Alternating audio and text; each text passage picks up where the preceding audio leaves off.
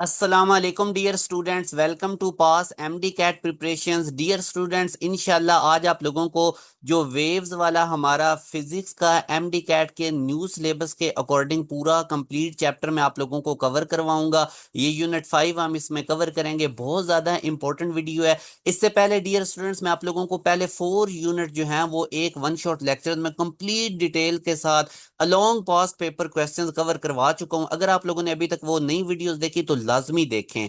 आप लोग यूट्यूब पे भी लिख सकते हैं पास MD cat preparation vectors and equilibrium, वो चैप्टर आ जाएगा, लेक्चर आ जाएगा, उसको कवर पे आप लिख सकते हैं पास MD cat preparation force and motion. इसी तरह या मैं वो सारी जो प्ले लिस्ट है ना वो एंड स्क्रीन लगा दूंगा इस वीडियो में, तो वो आप लोगों ने पहले 4 यूनिट्स डियर स्टूडेंट्स अच्छे तरीके से कर लेने हैं according to new syllabus. Dear student, एक चीज याद रखें, चाहे आपका केपी के बोर्ड है, आपको प्रोविंस सिंध है, बलूचिस्तान है, पंजाब है, इसमें हर तरह का कॉन्सेप्ट, तमाम जितनी भी प्रोविंस की बुक्स हैं उन तमाम में से शॉर्ट लिस्टिंग करके तमाम कॉन्सेप्ट्स आप लोगों को हमारे लेक्चर्स में मिलेंगे और साथ साथ हम आपको पास्ट पेपर्स के क्वेश्चंस करवाते जाएंगे। तो ये लेक्चर सीरीज डियर स्टूडेंट बहुत ज्यादा इंपॉर्टेंट है, इसको खुद भी देखें, दोस्तों से भी शेयर करें और चैनल को लाजमी सब्सक्राइब कर लें ताकि जो भी नई वीडियो है वो टाइमली आप लोगों को मिलती रहे।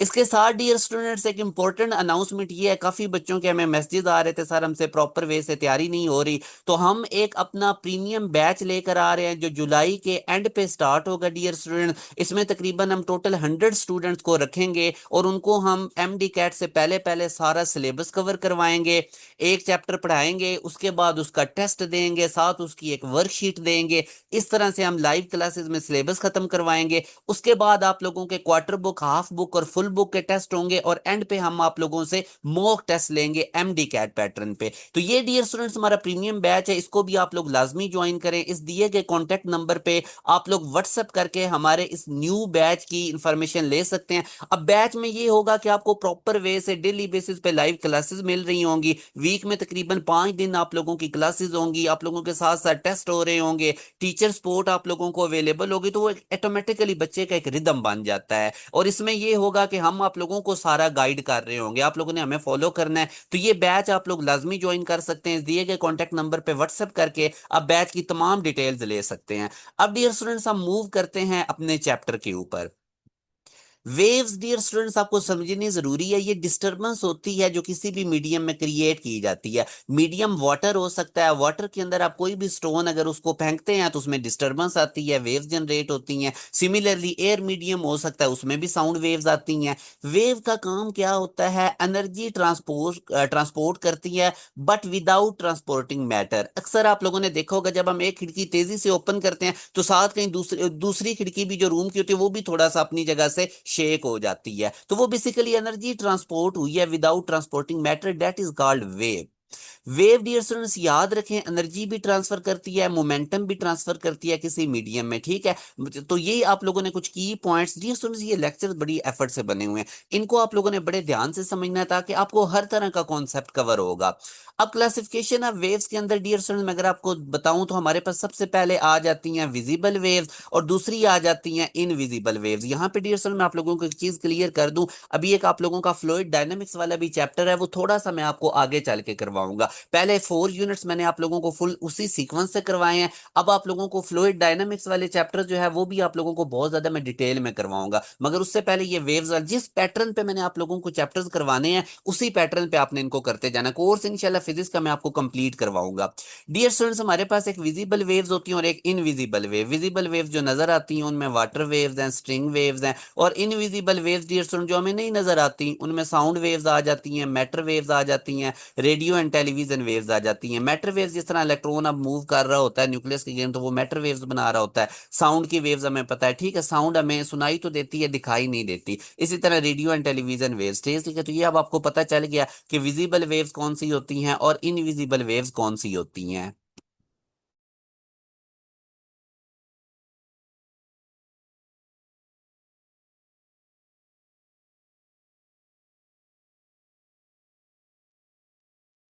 अब इसमें डियर स्टूडेंट्स आप देखें, नेक्स्ट हमारे पास आ जाता है waves on the basis of nature. Nature की बेस पे डियर स्टूडेंट्स अगर आप वेव्स को डिफाइन करते हैं on the basis of their nature, तो एक मैकेनिकल वेव्स होती हैं और एक इलेक्ट्रोमैग्नेटिक वेव्स होती हैं। मैकेनिकल वेव्स को डियर स्टूडेंट्स गुजरने के लिए मीडियम की जरूरत होती है, और इलेक्ट्रोमैग्नेटिक वेव्स को पास आउट करने के लिए मीडियम की जरूरत नहीं होती। जिस तरह आप देख सकते हैं हमारे पास ये रेडियो वेव्स होंगी, माइक्रोवेव्स होंगी डियर स्टूडेंट, इंफ्रारेड वेव्स होंगी, visible, ultraviolet, X rays, gamma rays, ठीक है, हीट वेव्स, ये सारी की सारी इलेक्ट्रोमैग्नेटिक वेव्स। इनको पास करने के लिए मीडियम नहीं चाहिए। मैकेनिकल वेव्स जिनको पास करने के लिए मीडियम चाहिए, वाटर वेव्स वाटर के ऊपर बनेंगी, वाटर रिक्वायर्ड अदरवाइज नहीं होंगी। स्ट्रिंग वेव्स इसको रोप चाहिए होता है। साउंड वेव्स उसको एयर चाहिए होती है वैक्यूम के अंदर, इसी वजह से साउंड नहीं होती। ठीक है, तो डियर स्टूडेंट्स ये चीज अब आप लोगों ने नोट रखनी है। अब डियर स्टूडेंट जैसा मैंने अभी आपको बताया कि मैकेनिकल वेव्स को मीडियम चाहिए और इलेक्ट्रोमैग्नेटिक वेव्स को मीडियम की जरूरत नहीं होती।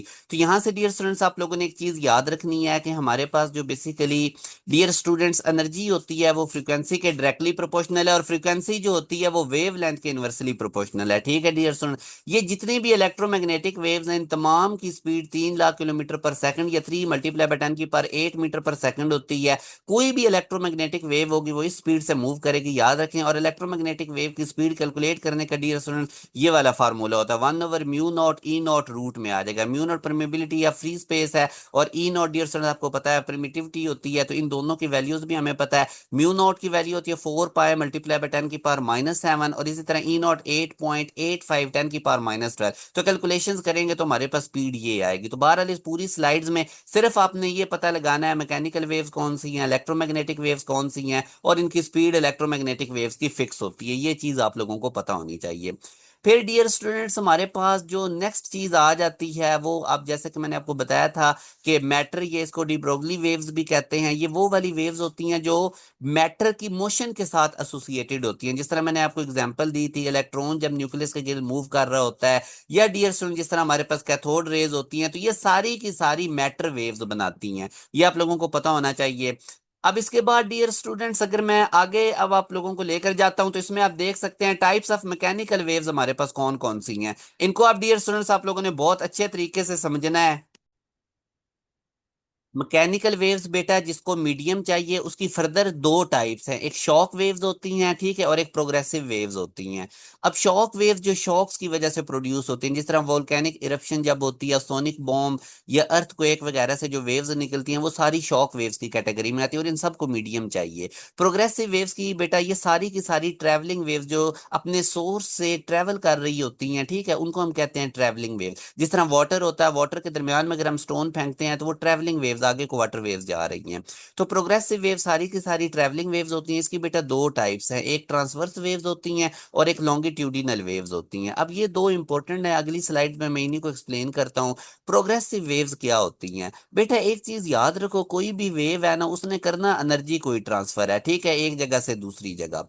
अब जैसे वेव्स बनती हैं वाटर के ऊपर, सरफेस के ऊपर, स्ट्रिंग के ऊपर, ठीक है, तो प्रोग्रेसिव वेव्स भी बेसिकली क्या काम होता है, इन्होंने एनर्जी को ट्रांसफर करना होता है, सोर्स से अवे लेकर जाती हैं।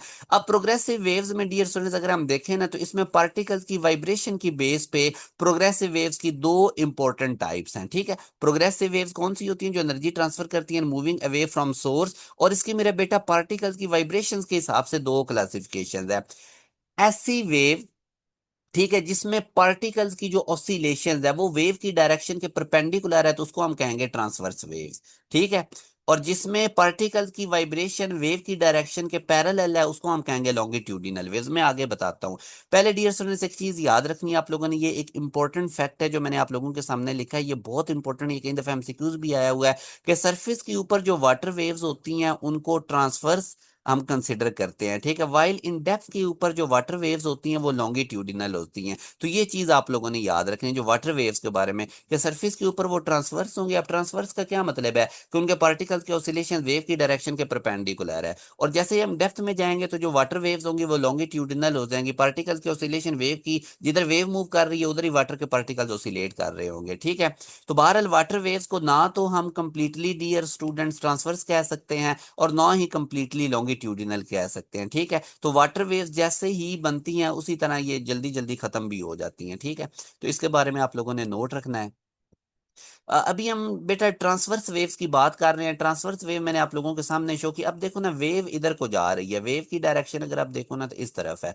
और पार्टिकल्स की ऑसिलेशंस देखें, अब इसके परपेंडिकुलर ऐसे ऑसिलेट, पार्टिकल्स करीब करीब होते हैं जब एक पार्ट वो इस वजह से, अब एक पार्टिकल ऑसिलेट हो रहा है वो साथ वाले को भी कर देता है, साथ वाले को भी, इस तरह पार्टिकल अपनी जगह पे ही रहता है, मगर वो अपनी ऑसिलेशंस की वजह से एनर्जी आगे आगे ट्रांसफर करता जाता है। ठीक है, तो वो जो एनर्जी आगे ट्रांसफर हो रही है वो वेव की डायरेक्शन, और पार्टिकल्स ऑसिलेट कर रहे हैं उस वेव की डायरेक्शन के perpendicular, that is called transverse wave. अब ट्रांसवर्स वेव का जो फुल टॉप वाला हिस्सा होता है पार्टिकल्स के ऑसिलेशन का, उसको हम क्रस्ट कहते हैं, यानी मीन लेवल से ऊपर। अगर यहाँ पे मैं एक मीन लेवल ड्रॉ करता हूँ, मुझसे लाइन से ड्रॉ नहीं हुई, दरमियान में करनी थी, तो ऊपर वाले हिस्से को हम क्रस्ट कहेंगे, और मीन लेवल से जो नीचे वाला हिस्सा होता है बेटा उसको हम ट्रफ कहते हैं। मेरे बेटा याद रखो, अब आप लोगों ने बड़ी इंपॉर्टेंट, इसमें मैं आपको चीजें बताऊंगा, आप लोगों ने इसमें बहुत ज्यादा केयरफुल रहना है। ठीक है, मतलब आप ऐसे भी कह सकते हैं जहां पे डिस्प्लेसमेंट मिनिमम है वो ट्रफ है, और जहां पे डिस्प्लेसमेंट मैक्सिमम है वो हमारे पास क्रस्ट है। अब लॉन्गिट्यूडिनल वेव्स डियर स्टूडेंट्स की मैं बेस्ट एग्जांपल आपको साउंड देता हूँ। जब हम बोलते हैं तो हमारे मुंह के सामने जो एयर होती है उसकी कंप्रेशन हो जाती है, मालिक्यूल्स कंप्रेस हो जाते हैं। यही मालिक्यूल जब आगे जाते हैं तो ये दूर दूर हो जाते हैं, इनकी रेयरफेक्शन हो जाती है। ठीक है, तो इस तरह करके जो लॉन्गिट्यूडिनल वेव्स होती हैं वो कंप्रेशन और रेयरफेक्शन की फॉर्म में मूव करती हैं। जैसे फॉर एग्जांपल हमारे पास एक स्प्रिंग है, और उस स्प्रिंग को हमने अटैच कर दिया मेरे बेटा एक मैस एम के साथ। अब हम क्या काम करेंगे, जब हम इस मैस एम को कंप्रेस करके छोड़ देंगे तो ये इस तरह ऑसिलेशंस करेगा। ठीक है, यानी कि जिधर अब ये इसको कंप्रेस किया गया उधर ही इसकी ऑसिलेशंस भी है। तो लॉन्गिट्यूडिनल वेव्स में बिल्कुल ऐसा ही होता है, जिधर वेव जा रही है उधर पार्टिकल्स की ऑसिलेशंस होती हैं। ठीक है, तो मतलब ये कि डायरेक्शन ऑफ प्रोपागेशन जो पार्टिकल्स की होती है वो वेव की डायरेक्शन में होती हैं, और ये लॉन्गिट्यूडिनल वेव्स हर मीडियम में प्रोड्यूस होती हैं, चाहे सॉलिड मीडियम हो, लिक्विड हो या गैसेज हो। ये भी आप लोगों ने याद रखना। और ये किस तरह ट्रैवल करती हैं, कंप्रेशन और रेयरफेक्शन की फॉर्म में। कंप्रेशन वो वाली जगह होती है जहां पे मॉलिक्यूल्स ओवर क्राउडेड होते हैं, और जहां पे लेस क्राउडेड होते हैं वो हमारे पास रेयरफेक्शन होता है। तो ये मेरा बेटा छोटी छोटी चीजें हैं, आप लोगों ने इनको अपने माइंड में रखना है। अब बेटा नेक्स्ट हमारे पास आ जाती हैं पीरियोडिक वेव्स। पीरियोडिक वेव्स ऐसी वेव्स होती हैं जो रिपीट होती है रेगुलर इंटरवल ऑफ टाइम के बाद। पीरियोडिक वेव्स डियर स्टूडेंट्स याद रखें कि ट्रांसवर्स भी हो सकती हैं और लॉन्गिट्यूडिनल भी हो सकती हैं। ठीक हो गया। अच्छा, उसके बाद डियर स्टूडेंट्स अगर आप देखें ना, बेसिकली जो पार्टिकल्स होते हैं ना वेव्स के अंदर, ठीक है, वो जिस डिस्टेंस से सेपरेट होते हैं वो इंटीग्रल मल्टीपल होता है वेव लेंथ का। ठीक हो गया। एन लैम्डा बेसिकली इनके दरमियान होता है, ये फेज में होते हैं। जैसे मैं आप एग्जांपल आपको देता हूँ, ये आपको एक ए पार्टिकल नजर आ रहा है, यहाँ पे आपको ए प्राइम पार्टिकल नजर आ रहा है, तो ये बिल्कुल इन फेज हैं। सेम टाइम पे इन्होंने क्रस्ट बने पे जाना है, सेम टाइम पे इन्होंने ट्रफ पे आना है। ठीक है, तो ये इन फेज होते हैं। ठीक है, तो जो पार्टिकल्स वेव्स के अंदर होते हैं ना वो बेसिकली हमारे पास, अब मैं आपको ना ये एक चीज बेटा समझाता हूँ। इसमें अब इन फेज और आउट फेज को आपने समझना है। जो पार्टिकल्स आपस में, जैसे ये क्रस्ट पे है, ये क्रस्ट पे है, ये ट्रफ पे है, ये ट्रफ पे है, ये इन फेज होंगे। और जो पार्टिकल्स आपस में, फॉर एग्जांपल ये एक पार्टिकल ए क्रस्ट पे है जो आपको नजर आ रहा है, और बी वाला पार्टिकल आपको ट्रफ पे नजर आ रहा है, तो ये हमारे पास इन फेज नहीं होंगे। ठीक है, और इनके दरमियान का जो डिस्टेंस है वो 2n+1 लैम्डा बाई 2 होगा। यानी एक क्रस्ट से अगले क्रस्ट तक का डिस्टेंस लैम्डा, या एक ट्रफ से अगले ट्रफ तक का डिस्टेंस लैम्डा। ठीक है, एक वेवलेंथ। और एक क्रस्ट से ट्रफ तक का जो डिस्टेंस होगा वो हाफ वेवलेंथ की इक्वल होगा। तो अब इसी तरह अगर मैं एक क्रस्ट का ये बी वाला ट्रफ छोड़ के बी प्राइम वाले ट्रफ की बात करूं, तो वो फिर ज़ाहिर है हमारे पास मतलब ये कि इस तरह आप लोगों ने ना इनको डिफरेंशिएट करना है कि इन फेज कौन से और आउट फेज कौन से है। तो हमारे पास एक क्रस्ट से अगले क्रस्ट तक का जो डिस्टेंस है वो एन लैम्डा है, और अगर क्रस्ट से ट्रफ के दरमियान डिस्टेंस देखना हो तो वो लैम्डा बाई 2 है। तो बहरहाल ये अब आप लोगों ने बेटा दो इक्वेशन बड़े अच्छे तरीके से इनको नोट रखना है, याद रखना है। मैं अब बेटा आप लोगों को ना शॉर्ट करके और ये स्लाइड समझाता हूँ। जिन पार्टिकल्स के दरमियान का डिस्टेंस लैम्डा या लैम्डा का मल्टीपल्स होगा, लाइक इस तरह, अगर दो पार्टिकल्स के दरमियान का डिस्टेंस लैम्डा है या 2 लैम्डा है, ठीक है, या हमारे पास क्या है, 3 लैम्डा, ठीक है, तो वो हम कहेंगे कि इन फेज है, या 4 लैम्डा। ठीक है, मैं आसान करके आपको समझाता हूँ। अब जैसे एक क्रस्ट से अगले क्रस्ट तक का डिस्टेंस ये लैम्डा एक वेवलेंथ, तो ये इन फेज है। इसी ए पार्टिकल इस अगले क्रस्ट से मैं लेता हूँ तो ये 2 लैम्डा हो जाएगा, ये भी इन फेज है। इन्होंने सेम टाइम पे क्रस्ट बनाना है, सेम टाइम पे ट्रफ बनाना है। और इसी तरह जिन पार्टिकल्स के दरमियान मेरा बेटा डिस्टेंस होगा ना आधी वेवलेंथ का, 1.5 वेवलेंथ का, ठीक है, अब आपको ज्यादा समझ आएगी। 3 लैम्डा बाई 2, ठीक है, यानी कि ऑड मल्टीपल्स हमारे पास आते जाएंगे। ठीक हो गया ना, यहाँ से अब समझ आ रही है ना मेरा बेटा। इसी तरह 2.5 वेवलेंथ का यानी 5 लैम्डा बाई 2, 5/2 2.5 ही होता है ना 2.5। तो इस तरह अगर हमारे पास दो पार्टिकल्स के दरमियान वेव के ऊपर हमारे पास होगा ना पार्टिकल्स के दरमियान डिस्टेंस, ठीक है, तो फिर हम कहेंगे कि ये आउट ऑफ फेज है। ठीक है, तो इन फेज और आउट ऑफ फेज को समझना है। इन फेज का क्या मतलब है, सेम टाइम पे क्रस्ट बना रहे हैं, सेम टाइम पे ट्रफ बना रहे हैं। आउट ऑफ फेज का क्या मतलब है कि अगर एक क्रस्ट पे है तो दूसरा पार्टिकल ट्रफ पे होगा। और ये अब आप लोगों ने इनकी कंडीशंस भी याद रखनी। आई होप डियर स्टूडेंट्स अभी आप लोगों को ये फुल क्लियर हो गया है। अब बेटा ये नेक्स्ट आप लोगों ने चीज समझनी है बड़े ध्यान से। अब इसमें हमारे पास एक रिलेशन होता है फेज डिफरेंस और पार्ट डिफरेंस के दरमियान। Part difference dear students delta X होता है और फेज डिफरेंस हमारे पास डेल्टा फाई होता है। फेज डिफरेंस होता है जैसे आप देखें ना, यहाँ से ये वेव ए स्टार्ट हो रही है, ठीक है, तो इसका एंगल 0 डिग्री है। बी वाली जो वेव है इसका एंगल यहाँ पे आप देख सकते हैं -90 डिग्री है। तो ये 90 डिग्री पीछे है दूसरी वेव से। ठीक है, तो अब हमसे ये एक रिलेशन आप लोगों ने याद रखना है, फेज डिफरेंस और पार्ट डिफरेंस में ये वाला रिलेशन है। डेल्टा फाई हमारे पास फेज डिफरेंस है और डेल्टा एक्स हमारे पास पार्ट डिफरेंस है। तो ये रिलेशन याद रखें। यहां से अब अगर आपसे वो कभी पूछे कि फेज डिफरेंस की पाथ डिफरेंस से क्या रेशियो है, तो फेज डिफरेंस ये जो डेल्टा फाई है इससे डिवाइड कर दें डेल्टा एक्स को जो कि पार्ट डिफरेंस है, तो ये 2 पाई अपॉन लैम्डा आ जाएगा। आई होप डियर स्टूडेंट इसमें आप लोगों को कोई प्रॉब्लम नहीं होना चाहिए। ठीक है, पाथ डिफरेंस होता है एक वेव दूसरी वेव से कितना आगे है। ठीक है, फॉर एग्जाम्पल अब इन दो वेव्स का देखें ना, ये पाथ डिफरेंस लैम्डा का है, ये डिस्टेंस की फॉर्म में होता है, और delta phi phase difference angle की फॉर्म में होता है। आई होप आप लोगों को ये क्लियर हो गया है, इसमें कोई कंफ्यूजन नहीं होनी चाहिए। अब मेरे बेटे ये कुछ पास्ट पेपर्स के क्वेश्चंस हैं, इनको हम देखते हैं, जिसमें वो बता रहा है कि एक साउंड वेव है, उसकी फ्रिक्वेंसी 400 हर्ट्स है। ठीक है, वो इस स्पीड से मूव कर रही है 320 मीटर पर सेकंड से। What is the phase difference between 2 points? ठीक है, 0.2 metre apart in the direction of travel. Phase difference यानी डेल्टा फाई निकालना है और उनके दरमियान का डिस्टेंस डेल्टा एक्स उसने बता दिया है। तो अब बेसिकली डियर स्टूडेंट देखें ना, डेल्टा एक्स और डेल्टा फाई का जिक्र आ रहा है, तो ये वाला रिलेशन लगेगा। मगर इसमें आपको लैम्डा नहीं पता, तो लैम्डा उसने इनडायरेक्टली बता दिया है आपको स्पीड और फ्रिक्वेंसी देकर। देखो ना, v equal to f lambda होता है। तो यहां से अगर आप लोगों ने वेवलेंथ निकालनी है तो v/f, v कितनी गिवन है, स्पीड 320, f कितना गिवन है 400।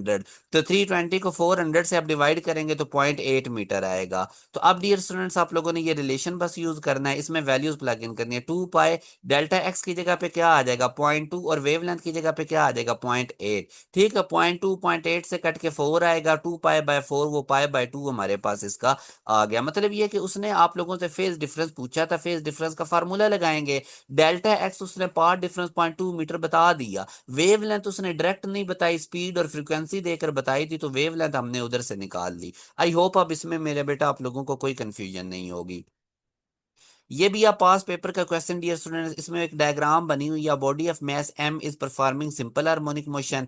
तो जो सिंपल हार्मोनिक मोशन है उसका ग्राफ हमें पता है साइन वेव का बनता है। ठीक है, मैक्सिमम स्पीड हमने निकालनी है, डिस्प्लेसमेंट और टाइम में ग्राफ है, डिस्प्लेसमेंट वाई एक्सिस पे है, टाइम एक्स एक्सिस पे है। तो अब डियर स्टूडेंट जब मैं ये ग्राफ बनाऊंगा ना, तो अब आप देखें मैक्सिमम स्पीड का फार्मूला हमारे पास ये होता है। सिंपल हार्मोनिक मोशन वाले चैप्टर के जो टॉपिक्स है ना, वो अभी मैं आज के लेक्चर्स में आपको वेव्स सारा कवर करवाऊंगा। इससे नेक्स्ट जो होगा ना मेरा लेक्चर, उसमें मैं आप लोगों को सिंपल हार्मोनिक मोशन सारी समझाऊंगा, वो फिर आपको सारा कॉन्सेप्ट उसमें समझ आ जाएगा। तो ये मैक्सिमम स्पीड का फार्मूला होता है। ओमेगा को डियर स्टूडेंट मैं आप टाइम पीरियड के फॉर्म में रिप्लेस कर देता हूँ, 2 पाई/टाइम पीरियड, क्योंकि जब वेव बनी होती है ना तो टाइम पीरियड हम कैलकुलेट कर लेते हैं एक पूरी वेव बनने का टाइम। फॉर एग्जाम्पल ये वेव इधर से स्टार्ट हो रही है ना और इधर तक आके ये अब इसको कितना टाइम लगा है वो इसका टाइम पीरियड होगा। ठीक है, अब डियर स्टूडेंट्स अब देखें ना, x not maximum amplitude, maximum displacement कहां तक गया 0.2 तक, तो एक्स नॉट की जगह 0.2 आ गया 2, और पाई की जगह 3.14। और टाइम पीरियड मेरा बेटा अगर आप देखो ना, ये इधर से वेव स्टार्ट हो रही है और इधर पे बनी है, तो नीचे टाइम कितना आ रहा है 0.2 सेकंड। तो एक वेव कंप्लीट होने में जितना टाइम मेरा बेटा लगता है ना, वो 0.2 इसमें लग रहा है। ठीक है, एक वेव कंप्लीट बनने में जिसमें एक क्रस्ट भी हो और एक ट्रफ भी हो, वो वेव बनने में जो टाइम लगता है वो टाइम पीरियड है। टाइम पीरियड हमारे पास कितना है 0.2। तो यहां से ये 0.2 से कट जाएगा, 2 को 3.14 से मल्टीप्लाई करेंगे तो 6.28 मीटर पर सेकंड हमारे पास मैक्सिमम स्पीड आएगी। सिंपल मेरा बेटा, उसने डिस्प्लेसमेंट और टाइम का ग्राफ बनाया हुआ था, बता दिया था कि ये एसएचएम कर रही है, तो एसएचएम करती बॉडी के मैक्सिमम स्पीड का फार्मूला याद रखें, v naught equal to x naught omega. तो बस इसमें ओमेगा को टाइम पीरियड से रिप्लेस कर दें क्योंकि टाइम पीरियड गिवन है, तो यहां से आगे कैलकुलेशंस करके आंसर निकाल लेना है। नेक्स्ट क्वेश्चन में वो कह रहा है कि एक पार्टिकल मूव करता है क्रस्ट से ट्रफ तक, तो वेव कितना डिस्टेंस कवर करेगा। तो मैंने आपको बताया था एक क्रस्ट से अगले क्रस्ट तक पूरी वेव लेंथ होती है, तो क्रस्ट से ट्रफ तक जाएगा तो वेव लेंथ का हाफ करेगा लैम्डा/2। और एक क्रस्ट से दूसरे क्रस्ट तक एक वेव लेंथ बनने में जो टाइम होता है वो टाइम पीरियड कैपिटल टी होता है, तो चूंकि इसमें पूरी वेव लेंथ नहीं बनी, हाफ बनी है, तो टाइम पीरियड भी कितना हो जाएगा, हाफ। आई होप आप लोगों को ये फुल क्लियर हो रहा है। अब करेक्टरिस्टिक्स ऑफ अ वेव भी बेटा आपको पता होना चाहिए। वेव की एक स्पीड होती है जो डिस्टेंस कवर्ड अपॉन टाइम होता है, और अगर डिस्टेंस कवर हो रहा है एक वेव लेंथ जितना, तो टाइम पीरियड कितना बन जाएगा, टाइम पीरियड 1/t को फ्रीक्वेंसी भी कहते हैं, तो ये v equal to f lambda हमारे पास रिलेशन आएगा, और ये तमाम वेव्स की मोशन के लिए ये इक्वेशन होल्ड करती है, v equal to f lambda. इसको आप लोगों ने नोट रखना है। अब डियर स्टूडेंट, ये क्वेश्चन आया हुआ है पास पेपर्स में, एमडी कैट में। एक रिपल टैंक है, वो 40 वेव्स प्रोड्यूस कर रहा है एक सर्टेन पॉइंट में इन 1 सेकंड। तो 1 सेकंड में जितनी वेव्स प्रोड्यूस होती हैं दैट इज कॉल्ड फ्रीक्वेंसी। तो ये उसने आपको फ्रीक्वेंसी दी हुई है। If the wavelength of the waves, wavelength भी उसने बता दी है 5 सेंटीमीटर की, तो हमने स्पीड बतानी है। तो स्पीड का मेरा बेटा फार्मूला आपको पता है, v equal to f lambda होता है, एफ भी गिवन है और लैम्डा भी गिवन है। एफ चूंकि अब लैम्डा आप देखें ना 5 सेंटीमीटर है, तो इसको मीटर में करने के लिए मैं 100 से डिवाइड करूंगा, 5/100 करूंगा तो 0.05, और फ्रिक्वेंसी कितनी है 40। इसको मैं सॉल्व करूंगा तो 2 मीटर पर सेकंड मेरे पास फाइनल आंसर आएगा। आई होप इसमें कोई किसी किस्म की कंफ्यूजन आप लोगों को नहीं होनी चाहिए। ये वाला क्वेश्चन देखिए, an explosion takes place on moon. तो अर्थ के ऊपर क्या हमें वो एक्सप्लोजन जो अर्थ के ऊपर है ना डियर स्टूडेंट, वो हमें सुनाई नहीं देगा क्योंकि दरमियान में वैक्यूम है, और जो साउंड है ना साउंड एक्सप्लोजन की, वो वैक्यूम में से पास ही नहीं कर सकती। साउंड मैकेनिकल वेव्स हैं, ठीक है ना, उनको गुजरने के लिए मीडियम चाहिए, वैक्यूम में एयर नहीं होता। हाँ, हम देख सकेंगे एक्सप्लोजन, ठीक है, तो ओनली कैन सी एक्सप्लोजन, ठीक हो गया। अब ये बहुत ज्यादा इंपॉर्टेंट फैक्ट्स हैं, इनको आप लोगों ने बड़ा तवज्जो से समझना है। डियर स्टूडेंट्स, याद रखें जब साउंड ट्रेवल करती है ना रेयर मीडियम से डेंसर मीडियम में, रेयर मीडियम जिसकी डेंसिटी लो होती है, फॉर एग्जांपल मैं एयर को रेयर मीडियम कहूंगा, और डेंसर मीडियम जिसकी डेंसिटी ज्यादा होती है, फॉर एग्जांपल हम ग्लास को कह लेते हैं, ठीक है। तो याद रखें डियर स्टूडेंट्स, जो हमारे पास एयर होती है, जब साउंड अपना मीडियम चेंज करती है तो उसकी फ्रिक्वेंसी में कोई फर्क नहीं पड़ता, क्योंकि जो फ्रिक्वेंसी होती है वो सोर्स पे डिपेंड कर रही होती है। तो सोर्स अगर साउंड का सेम है तो वो बेशक मीडियम चेंज करती रहे, उसकी फ्रिक्वेंसी चेंज नहीं होगी।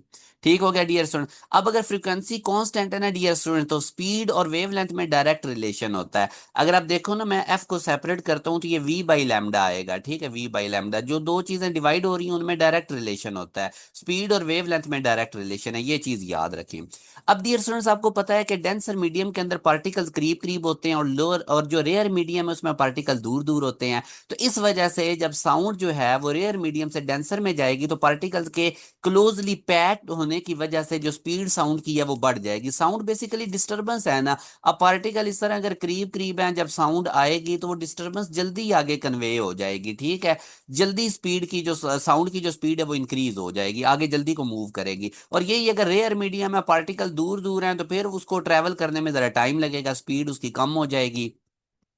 तो साउंड की स्पीड जब वो रेयर मीडियम से डेंसर में जाती है तो इंक्रीज होती है। अब स्पीड इंक्रीज होने की वजह से वेवलेंथ भी इंक्रीज हो जाएगी। मैंने अभी आपको बताया था कि स्पीड और वेवलेंथ का डायरेक्ट रिलेशन है, क्योंकि फ्रीक्वेंसी कांस्टेंट रहती है। जब भी साउंड मीडियम चेंज करेगी तो फ्रीक्वेंसी कांस्टेंट रहेगी, क्योंकि पीछे से सोर्स सेम होता है, फ्रीक्वेंसी सोर्स डिपेंडेंट होती है। तो ये चीज डियर स्टूडेंट्स आप लोगों ने याद रखनी है।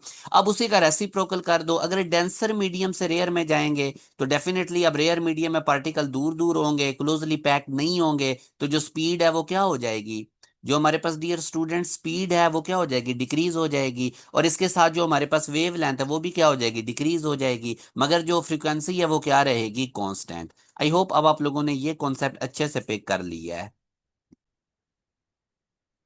फ्रीक्वेंसी जो है वो दोनों केसेस में सेम रहेगी, क्योंकि वो सोर्स डिपेंडेंट होती है।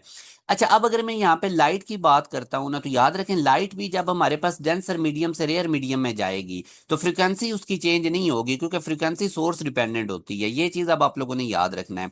अब लाइट का अगर मैं आपको बताऊं तो वैक्यूम या एयर के अंदर जो लाइट है वो 3 लाख किलोमीटर पर सेकंड होती है, वो एक रेयर मीडियम है एयर। ठीक है, वही लाइट जब ग्लास में से पास करेगी तो उसकी 2 लाख किलोमीटर पर सेकंड हो जाएगी, मतलब डेंसर मीडियम में लाइट की स्पीड कम होती है। ये चीज अब आप लोगों ने नोट रखनी है कि डेंसर मीडियम में जब भी लाइट जाएगी तो उसकी स्पीड कम होनी है। अब अगर वो डेंसर से रेयर मीडियम में जा रही है तो उसकी स्पीड बढ़ रही है, फॉर एग्जाम्पल वो ग्लास से एयर में जा रही है, तो उसकी जो लाइट है उसकी स्पीड क्या हो जाएगी, बढ़ जाएगी। और स्पीड इंक्रीज होने की वजह से वेवलेंथ भी इंक्रीज हो जाएगी, क्योंकि फ्रिक्वेंसी कांस्टेंट है, चाहे लाइट हो चाहे साउंड वेव्स हो, फ्रिक्वेंसी सोर्स पे डिपेंड करती है। तो ये डियर स्टूडेंट्स आप लोगों ने याद रखना है कि जो हमारे पास लाइट की स्पीड और वेवलेंथ होती है वो जब हम डेंसर से रेयर मीडियम में जाते हैं तो वो क्या हो जाती है, हमारे पास इंक्रीज हो जाती है। ये आप लोगों ने नोट रखना है, क्योंकि रेयर मीडियम का रिफ्रैक्टिव इंडेक्स कम होता है तो वहां पे स्पीड क्या हो जाएगी, ज्यादा। ठीक है, स्पीड ज्यादा होने की वजह से हमारे पास जो वेव लेंथ है वो भी ज्यादा हो जाएगी। अब आगे इसी का रेसिप्रोकल है, जब हमारे पास जो लाइट है वो रेयर मीडियम से डेंसर में जाएगी। अब डेंसर में जैसे मैंने आपको भी बताया था कि जब लाइट उसका रिफ्रैक्टिव इंडेक्स ज्यादा होता है, इस वजह से उसकी स्पीड कम हो जाएगी, स्पीड कम होने से वेव लेंथ भी क्या हो जाएगी, कम हो जाएगी, तो स्पीड और वेव लेंथ डिक्रीज हो जाएंगे। तो ये डियर स्टूडेंट बड़ी इंपॉर्टेंट इन्फॉर्मेशन है, इसमें से काफी दफा क्वेश्चन पूछे गए हैं। अब जितना मैंने आप लोगों को पढ़ाया है उसमें से ये असाइनमेंट के क्वेश्चन हैं, ठीक है, ये सारे पास पेपर्स वाले हैं। इनको अब आप लोग इनका स्क्रीनशॉट लें और साथ साथ करते जाएं, ठीक है। ये पिछले का भी स्क्रीनशॉट ले लें, क्वेश्चन नंबर 3 का भी स्क्रीनशॉट ले लें। इसी तरह ये क्वेश्चन नंबर 4, 5 है डियर स्टूडेंट्स। तो मेरी कोशिश होती है कि मैं आप लोगों को साथ साथ टॉपिक वाइज पास्ट पेपर्स के क्वेश्चंस करवाता जाऊं। ये क्वेश्चन नंबर 6 और 7 है। अब अगर आप लोगों ने लेक्चर अच्छे से लिया हुआ है ना तो डियर स्टूडेंट आप लोगों को इसमें कोई प्रॉब्लम नहीं होगा। अब ये इनके आंसर्स हैं, कोशिश करें क्वेश्चन पहले सॉल्व करें, आंसर्स को फिर आप लोगों ने बाद में करना है। अब जी नेक्स्ट बहुत ज्यादा इंपॉर्टेंट टॉपिक है हमारे पास, स्पीड ऑफ साउंड वाला, ये बड़ी तवज्जो के साथ आप लोगों ने समझना है। बेटा वाइब्रेटिंग बॉडीज जो होती हैं वो साउंड वेव्स प्रोड्यूस करती हैं और इनकी वेवलेंथ ऑलमोस्ट 1 मीटर के करीब होती है। अगर कोई बॉडी वाइब्रेट नहीं करेगी तो साउंड नहीं प्रोड्यूस होगी। हम भी जिस तरह बोल रहे होते हैं तो हमारा वोकल कॉर्ड जो है वो वाइब्रेट कर रहा होता है। अच्छा डियर स्टूडेंट्स याद रखें, साउंड की डिटेक्शन के लिए ना 3 चीजें होना जरूरी हैं। एक तो वाइब्रेटिंग बॉडी होगी तो तभी साउंड प्रोड्यूस होगी। फिर साउंड की प्रोपगेशन के लिए कोई मीडियम होना चाहिए, क्योंकि अगर प्रोपगेशन नहीं होगी, मीडियम नहीं होगा तो साउंड ट्रेवल नहीं करेगी। इसके बाद डियर स्टूडेंट्स हमारे पास एक लिसनर होना चाहिए साउंड को डिटेक्ट करने के लिए, ठीक है, जिस तरह ईयर वगैरह हमें पता है। साउंड वेव्स डियर स्टूडेंट्स अगर इनकी नेचर की बात करें तो लॉन्गिट्यूडिनल इन नेचर होती हैं, क्योंकि जिधर पार्टिकल्स की ऑसिलेशन होती है उधर ही इनकी मूवमेंट होती है। ये कंप्रेशन और रेयरफेक्शन की फॉर्म में ट्रेवल करती है, यहाँ पे कंप्रेशन हो रही है, यहाँ पे रेयरफेक्शन, कंप्रेशन हो रही है, रेयरफेक्शन। और ये 3 डायमेंशन में प्रोपागेट होती हैं एयर के अंदर। डियर स्टूडेंट्स जो लॉन्गिट्यूडिनल साउंड वेव्स होती है ना, ये मैंने बता दिया कंप्रेशन और रेयरफेक्शन की फॉर्म में ट्रेवल करती हैं। कंप्रेशन वो वाला रीजन है जहाँ पे पार्टिकल्स ओवर क्राउडेड है, मैंने आपको बताया करीब करीब है। और रेयरफेक्शन वो वाला रीजन होता है जहाँ पे पार्टिकल दूर दूर होते हैं, यानी लीस्ट ओवर क्राउडेड होते हैं। डियर स्टूडेंट जो साउंड वेव्स हैं इसकी रिफ्लेक्शन भी होती है, रिफ्रैक्शन भी होती है, डिफ्रैक्शन भी, इंटरफेरेंस भी। मगर साउंड वेव्स की पोलराइजेशन हम नहीं कर सकते, ठीक है। पोलराइजेशन जो है वो लॉन्गिट्यूडिनल वेव्स की नहीं होती, वो ट्रांसवर्स वेव्स की होती हैं। तो ये एक इंपॉर्टेंट टाइप का एमसीक्यूज है, इसको आप लोगों ने नोट रखना है। अब डियर स्टूडेंट्स आगे अगर हम स्पीड ऑफ साउंड की बात करें ना तो एक तो आपने स्पीड का फार्मूला जनरल तमाम वेव्स के लिए पढ़ा है, V = F lambda. Transverse waves की स्पीड डियर स्टूडेंट निकालने का फार्मूला है T/m रूट, ठीक है। एम हमारे पास मास पर यूनिट लेंथ है और टी हमारे पास टेंशन है। इसी तरह डियर स्टूडेंट जो लॉन्गिट्यूडिनल वेव्स होती है ना उनकी स्पीड का फार्मूला E/ρ रूट है, ठीक है। तो चूंकि हमारे पास साउंड जो है वो लॉन्गिट्यूडिनल वेव्स है, इस वजह से हम उसकी स्पीड के लिए ये फार्मूला यूज करेंगे। ई से मुराद मीडियम का इलास्टिक मॉडुलस होता है और रो से मुराद उसकी डेंसिटी है। तो ये फार्मूला अब आप लोगों ने नोट रखना, न्यूटन ने हमें दिया था साउंड की स्पीड कैलकुलेट करने के लिए। डियर स्टूडेंट्स अब आप इस क्वेश्चन में देख सकते हैं हमारे पास एक ग्राफ बना हुआ है और उसमें वो हमें बता रहा है कि shape of part of a long string in which transfer waves are produce by attaching one end of the string to tuning fork of the frequency 250 hertz, what is the velocity of the sound wave. तो velocity इसकी क्या होगी। Dear students अगर आप देखें ना तो इस तरह से अब हमारे पास ये वेव जनरेट हो रही है, यहाँ पे आके खत्म हो रही है, ठीक है। ये 1 मीटर है तो यहाँ पे डेफिनेटली ये 2 मीटर होगा। आगे 3 मीटर है तो इधर क्या होगा, 4 मीटर, आगे 5 मीटर, ठीक है। तो डियर स्टूडेंट्स अब आप देखें हमने वेलोसिटी निकालनी है, वेलोसिटी का फार्मूला हमें पता है F लैम्डा होता है, फ्रीक्वेंसी उसने दी हुई है, वेव लेंथ नहीं दी हुई। तो वेव लेंथ आप निकाल लेना, एक वेव की लेंथ, एक वेव कहाँ पे कंप्लीट हो रही है, इधर से शुरू हो रही है, इधर एंड हो रही है, ये एक वेव है। और इसकी लेंथ नीचे से देख लें 4 तक है। ये 1 2 3 4, 4 सेंटीमीटर वेव लेंथ है। 4 सेंटीमीटर को 100 पे डिवाइड करेंगे तो 0.04। अब ये इसका पॉइंट रिमूव करें, नीचे हमारे पास क्या आ जाएगा 100, एक जीरो जीरो से कटी, 5 5 जार 25, 5 2 जार 10, और ये 2 जो है ये ऊपर 4 से कट के हमारे पास क्या आ जाएगा 2, तो 5 2 जार 10, तो 10 मीटर पर सेकंड आंसर आएगा। ठीक है, इस तरह ग्राफ की मदद से हमने वेवलेंथ को जज किया। आगे डियर स्टूडेंट वो कहता है कि एक स्ट्रिंग है, उसको स्ट्रेच किया गया है बोथ एंड से, और उस पे टेंशन लग रही है 100 न्यूटन की। इफ मैस ऑफ स्ट्रिंग, हमारे पास ये मैस पर यूनिट लेंथ है, केजी पर सेंटीमीटर। ठीक हो गया। Velocity of the transfer wave, तो ये मेरा बेटा अब आप लोगों ने वेलोसिटी ऑफ ट्रांसफर वेव निकालनी है। जरा ट्राई करें इसको, ये कैसे होगा फिर मैं करवाता हूँ। अब डियर स्टूडेंट्स देखें, आप लोगों ने जो स्पीड निकालनी है ना, पहली तो चीज नोट करें कि आप लोगों ने किस वेलोसिटी ऑफ ट्रांसवर्स वेव्स निकालनी है। तो उसकी मैंने आपको बताया था, ये वाला फार्मूला होता है। टेंशन आपको गिवन है डियर स्टूडेंट्स, मास पर यूनिट लेंथ भी आपको गिवन है, सिर्फ ये केजी पर सेंटीमीटर में है, तो इसको आप लोगों ने मीटर में कर लेना है। सेंटी की जगह 10 की पावर -2, क्योंकि सेंटीमीटर में 10 की पावर -2 मीटर होते हैं, तो वो नीचे डिनोमिनेटर में सेंटी की जगह 10 की पावर -2, ऊपर जाएगा तो +2 हो जाएगा। 10 की पावर -6 में +2 करेंगे तो 10 की पावर -4, ये मैथ आ गया। अब मेरे बेटे ये वैल्यूज प्लग इन करो, टेंशन की जगह उसकी वैल्यू, मैथ जो आपने केजी पर मीटर में किया वो पुट करें। तो यहां से अब आप देखेंगे इसको 400 से कट के 25, 10 की पावर -4 ऊपर जाके 10 की पावर+4, 25 रूट से बाहर आके 5 हो जाएगा, और ये 10 की पावर 2, 5 10 की पावर 2 से मल्टीप्लाई होके 500 मीटर पर सेकंड।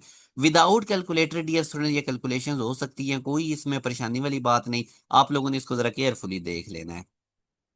नेक्स्ट मेरा बेटा, अब आप लोग डिफरेंट मीडिया के अंदर स्पीड ऑफ साउंड को नोट रखें। गैसेस के अंदर 20 डिग्री सेंटीग्रेड पे स्पीड ऑफ साउंड गिवन है, लिक्विड्स के अंदर 25 डिग्री सेंटीग्रेड पे गिवन है, तमाम लिक्विड्स में। तो इसमें सिर्फ ये देख लें कि गैसेस में मैक्सिमम स्पीड हाइड्रोजन के अंदर होती है, और इनमें अगर हम देखें तो मिनिमम हमारे पास कार्बन डाइऑक्साइड में है।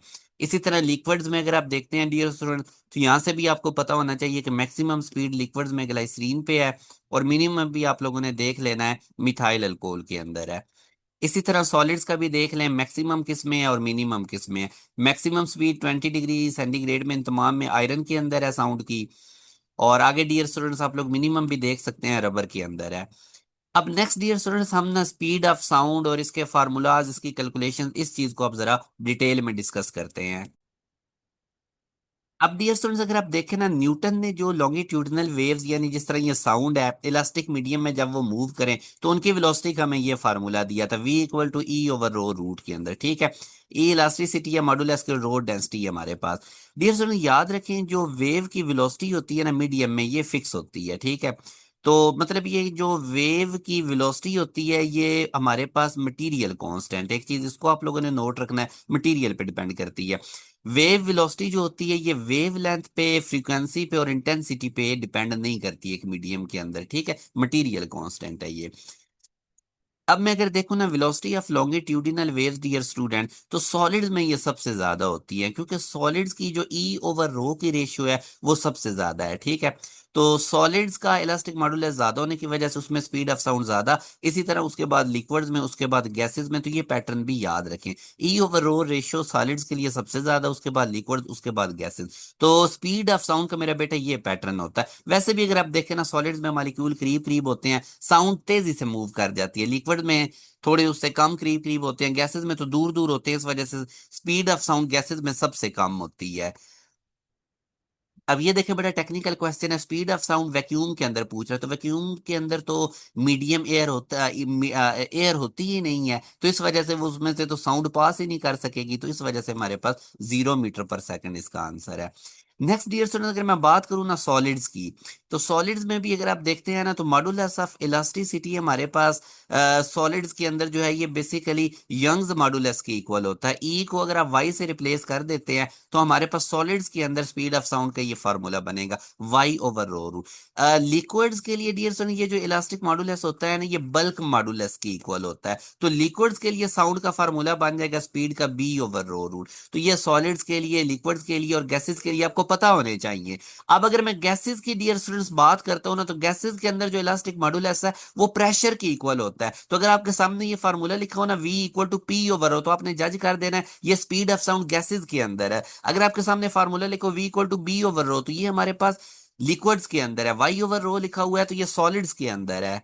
तो ये डियर स्टूडेंट्स आप लोगों ने चीजें नोट रखनी है।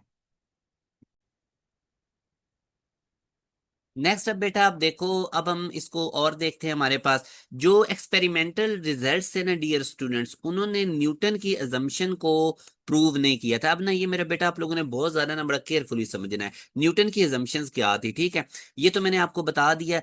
न्यूटन ने ये अज्यूम किया था कि जब साउंड जो है ये एयर में से पास करेगी, तो इसने कहा था कि एयर का जो टेम्परेचर है वो कांस्टेंट रहता है, ठीक है। जब किसी चीज का टेम्परेचर कांस्टेंट रहता है तो हम उस पर बॉयल्स लॉ अप्लाई करते हैं। बॉयल्स लॉ डियर स्टूडेंट्स आप लोगों को पता है कि हमारे पास जो P1 V1 है वो किसके इक्वल होता है, P2 V2 कि ये बॉयल्स लॉ, ठीक है। तो इनिशियल प्रेशर अगर हम उसका P ले लें, इनिशियल वॉल्यूम V ले लें, फाइनल प्रेशर इंक्रीज होगा, वॉल्यूम डिक्रीज होगा। तो बहरहाल उसने जो कैलकुलेशंस की उसने ई को पी के इक्वल इक्वेट किया, और वहां से उसने जो स्पीड ऑफ साउंड का फार्मूला था पी ओवर रो रूट से रिप्लेस किया यहाँ पे। फिर उसने एयर के प्रेशर की और डेंसिटी की जब वैल्यू पुट की, तो हमारे पास जो स्पीड ऑफ साउंड थी डियर स्टूडेंट वो 280 मीटर पर सेकंड आई। जबकि एक्चुअल में आपको पता है कि स्पीड ऑफ साउंड 332 मीटर पर सेकंड है, ठीक है, 332 मीटर पर सेकंड। तो 16% का ये एरर था। अब ये बेसिकली क्यों था, क्योंकि जो एक्सपेरिमेंटली देखा गया, जो न्यूटन ने ये अजम्पशंस ली थी ना कि टेम्परेचर कांस्टेंट रहता है एयर का जब साउंड उसमें से ट्रेवल करे, ये ठीक नहीं थी। लैब ने हमें बताया कि ये फास्ट प्रोसेस होता है जब साउंड एयर में से पास करती है ना, तो ये एडियाबैटिक प्रोसेस है। एडियाबैटिक फास्ट होते हैं, आइसोथर्मल स्लो होते हैं। यानी उसने कहा कि कंप्रेशन और रेयरफेक्शन होती है, मगर ये इतनी फास्ट होती है कि हीट को टाइम ही नहीं मिलता कि वो फ्लो कर सके। मतलब इसने कहा कि टेम्परेचर जो है वो कांस्टेंट हमारे पास नहीं रहता, वो चेंज होता है, क्योंकि कंप्रेशन में हीट जनरेट होती है, रेयरफेक्शन में आगे फिर उसमें कम हो जाती है। तो ये इस वजह से इसने कहा कि जो टेम्परेचर है वो कांस्टेंट नहीं रहता। एडियाबैटिक प्रोसेस में टेम्परेचर कांस्टेंट नहीं रहता, ये फास्ट प्रोसेस है। तो इसलिए हमारे पास जो स्पीड ऑफ साउंड का फाइनल रिलेशन इसने निकाला वो V equal to gamma P over rho होता। अब गैमा की वैल्यू के लिए 1.42 होती है, तो जब मल्टीप्लाई हुआ ये फैक्टर 1.42 का रूट 280 से, पी ओवर रो रूट की वैल्यू तो 280 न्यूटन ने भी निकाली थी, तो ये 333 मीटर पर सेकंड जो कि एक्चुअल में स्पीड ऑफ साउंड है वहां तक पहुंच गई। ठीक हो गया dear student. Speed of sound का ओरिजिनल ये formula gamma P over rho याद रखें, टेम्परेचर की फॉर्म में भी याद रखें, gamma R T over capital M. M is the molar mass of the gas, और इसको गैमा के टी ओवर एम भी कहते हैं, स्मॉल एम, ठीक है। तो ये याद रखें। नीचे मैंने इनको डिफाइन कर दिया। टी से मुराद एब्सोल्यूट टेम्परेचर है, के हमारे पास बोल्ट्जमैन कांस्टेंट है जो कि आर ओवर एन नहीं होता, आर यूनिवर्सल गैस कांस्टेंट है। डियर सुनिए, ये जो स्मॉल एम होता है ना, मास ऑफ वन मालिक्यूल, ये कैसे निकलता है, मोलर मास को आप लोग डिवाइड कर दे एवोगैड्रो नंबर से, ठीक है। तो ये स्लाइड्स के सारे ये फार्मूलाज तीनों भी आपको पता होने चाहिए, और नीचे मैंने हर टर्म को डिफाइन भी कर दिया। न्यूटन ने अज्यूम किया था कि जब साउंड एयर में से पास करे तो आइसोथर्मल प्रोसेस है, जबकि लैपलेस ने कहा कि ये एडियाबैटिक प्रोसेस है, ये फास्ट होता है, इसमें टेम्परेचर जो है वो कांस्टेंट नहीं रहता। तो मैं इनका बहरहाल कंपैरिजन कर देता हूँ। न्यूटन साहब ने कहा था कि आइसोथर्मल प्रोसेस है जब साउंड एयर में से पास करेगी, जबकि लैपलेस ने कहा था कि नहीं, ये एडियाबैटिक फास्ट प्रोसेस है। न्यूटन ने कहा था कि चेंज इन टेम्परेचर जीरो होगी, मतलब टेम्परेचर कांस्टेंट रहेगा, जबकि इसने कहा था कि टेम्परेचर कांस्टेंट नहीं रहता। लैपलेस ने कहा था जब साउंड पास करती है एयर में से तो कंप्रेशन भी होती है और रेयरफेक्शन भी। इसने जो इक्वेशन बनाई थी वो बॉयल्स लॉ, जब टेम्परेचर कांस्टेंट हो तो बॉयल्स लॉ होता है PV equal to constant, pressure और वॉल्यूम का इनवर्स रिलेशन है। जबकि अगर हमारे पास टेम्परेचर कांस्टेंट ना हो तो फिर बॉयल्स लॉ की शेप बन जाती है PV gamma equal to constant. ये जो गैमा है यानी कि प्रेशर इनवर्सली प्रोपोर्शनल है 1/V की पावर गैमा। और गैमा मैंने आपको लास्ट टाइम भी बताया था कि ये दो मोलर स्पेसिफिक हीट्स की रेशियो होती है at constant pressure to at constant volume. और मोलर स्पेसिफिक हीट होती है एक मोल किसी भी सबस्टांस का लेकर उसका टेम्परेचर 1 केल्विन तक बढ़ाने के लिए हमको जितनी हीट देनी पड़ती है उसको हम मोलर स्पेसिफिक हीट कहते हैं। अगर ये कांस्टेंट प्रेशर पे है तो वो सीपी बन जाएगी, और अगर ये कांस्टेंट वॉल्यूम पे है तो वो सीवी बन जाएगी। सीपी ओवर सीवी गैमा के इक्वल होता है। Dear student, speed of sound का formula E over rho root था, और इसने आइसोथर्मल कंडीशंस में ई को इक्वल कर दिया पी के। तो पी ओवर गैमा जब इसने किया, पी की वैल्यू पुट की, गैमा की वैल्यू पुट की, तो स्पीड ऑफ साउंड 280 मीटर पर सेकंड हमारे पास आई। डियर स्टूडेंट, अगर मैं इसमें एरर देखूं ना, एक्चुअल में स्पीड ऑफ साउंड 332 होती है, -280 जो इसने निकाली थी डिवाइडेड बाय ओरिजिनल जो स्पीड ऑफ साउंड है मल्टीप्लाई बाय 100 करेंगे तो हमारे पास 16% का एरर न्यूटन की कैलकुलेशन में आया था। जबकि अगर आप on the other hand Laplace को देखते हैं डियर स्टूडेंट, तो इसने कहा था कि ये एडियाबैटिक प्रोसेस होता है जब साउंड एयर में से पास करती है। तो इसने बेसिकली इस ई को इक्वल इक्वेट किया गैमा पी के, प्रूव किया। गैमा रूट बाहर निकालें, पी ओवर रो रूट की वैल्यू 280 न्यूटन ने निकाली हुई थी, गैमा रूट की वैल्यू 1.42, इनको मैंने मल्टीप्लाई किया तो मेरे पास टोटल एग्जैक्ट आंसर आ गया। डियर स्टूडेंट, इसमें से वो आपसे क्वेश्चंस पूछ लेता है कि elastic modulus in isothermal conditions to elastic modulus in adiabatic conditions, इनकी रेशियो किसकी इक्वल है। तो हमें पता है आइसोथर्मल कंडीशन में जो ई था वो पी के इक्वल न्यूटन ने प्रूव किया था, और एडियाबैटिक में लैपलेस ने इसको गैमा पी के इक्वल प्रूव किया था। पी पी से कट जाएगा 1 ओवर गैमा, सिंपल गैमा होता है सीपी ओवर सीवी, तो 1 ओवर गैमा हो जाएगा सीवी ओवर सीपी। तो ये आपको पता होना चाहिए। इसी तरह डियर स्टूडेंट, वो एडियाबैटिक प्रोसेस जब हो रहा हो तो उस वक्त इलास्टिक मॉडुलस की आइसोथर्मल वाले मॉडुलस से जब रेशियो लेनी है, तो अगेन अब इलास्टिक मॉडुलस एडियाबैटिक में ई आप देख सकते हैं गैमा पी की इक्वल था, और ये पी के पी से कट गया गैमा, और गैमा हमारे पास सीपी ओवर सीवी होता है। तो इस पूरी स्लाइड्स के अंदर मैंने न्यूटन और लैपलेस का बकायदा कंपैरिजन किया है। किस तरह वो आपसे पूछ सकता है, बहुत ज्यादा मतलब प्रिसाइज करके मैंने पॉइंट्स की फॉर्म में अब डियर स्टूडेंट्स आप लोगों को ये सामने चीज रखी है। अब डियर स्टूडेंट, अगर मैं बात करूं साउंड की टाइप्स की on the basis of their frequencies, तो ये अब आपको कुछ चीज याद रखनी पड़ेगी डियर स्टूडेंट। ऐसी साउंड जिनकी फ्रीक्वेंसी लेस देन 20 हर्ट्ज होती है उनको इंफ्रासोनिक कहते हैं। ऑडिबल की डियर स्टूडेंट 20 हर्ट्ज से 20 किलो हर्ट्ज तक होती है साउंड की फ्रीक्वेंसी की रेंज, और जिनकी साउंड फ्रीक्वेंसी 20 किलो हर्ट्ज से ज्यादा होती है उनको हम अल्ट्रासोनिक्स कहते हैं। तो ये मेरा बेटा कुछ चीजें हैं, उनको आप लोगों ने नोट रखना है। अब यहां से वो कह रहा है which of the following has greater speed in air. तो इन किसकी ग्रेटर स्पीड इन एयर होगी, तो ये बेसिकली अब इंफ्रासोनिक, ऑडिबल, अल्ट्रासोनिक, इन सब की सेम स्पीड होती है। ये भी नोट रखें। आगे वो कह रहे हैं which of the following has greater speed in ground. तो ग्राउंड में सबसे ज्यादा डियर स्टूडेंट अगर आप इनका कंपैरिजन करेंगे तो वो इंफ्रासोनिक ही हमारे पास होती है, ठीक है। क्योंकि स्पीड जो होती है ना डियर स्टूडेंट वो वेव लेंथ के इनवर्सली प्रोपोर्शनल, वेव लेंथ के डायरेक्टली प्रोपोर्शनल होती है, ठीक है। तो जिसकी वेव लेंथ ज्यादा होगी उसकी हमारे पास स्पीड भी क्या होगी, ज्यादा। तो ये कुछ बहरहाल इन्फॉर्मेशन बेस एमसीक्यूज हैं, इनको आप लोगों ने देख लेना है।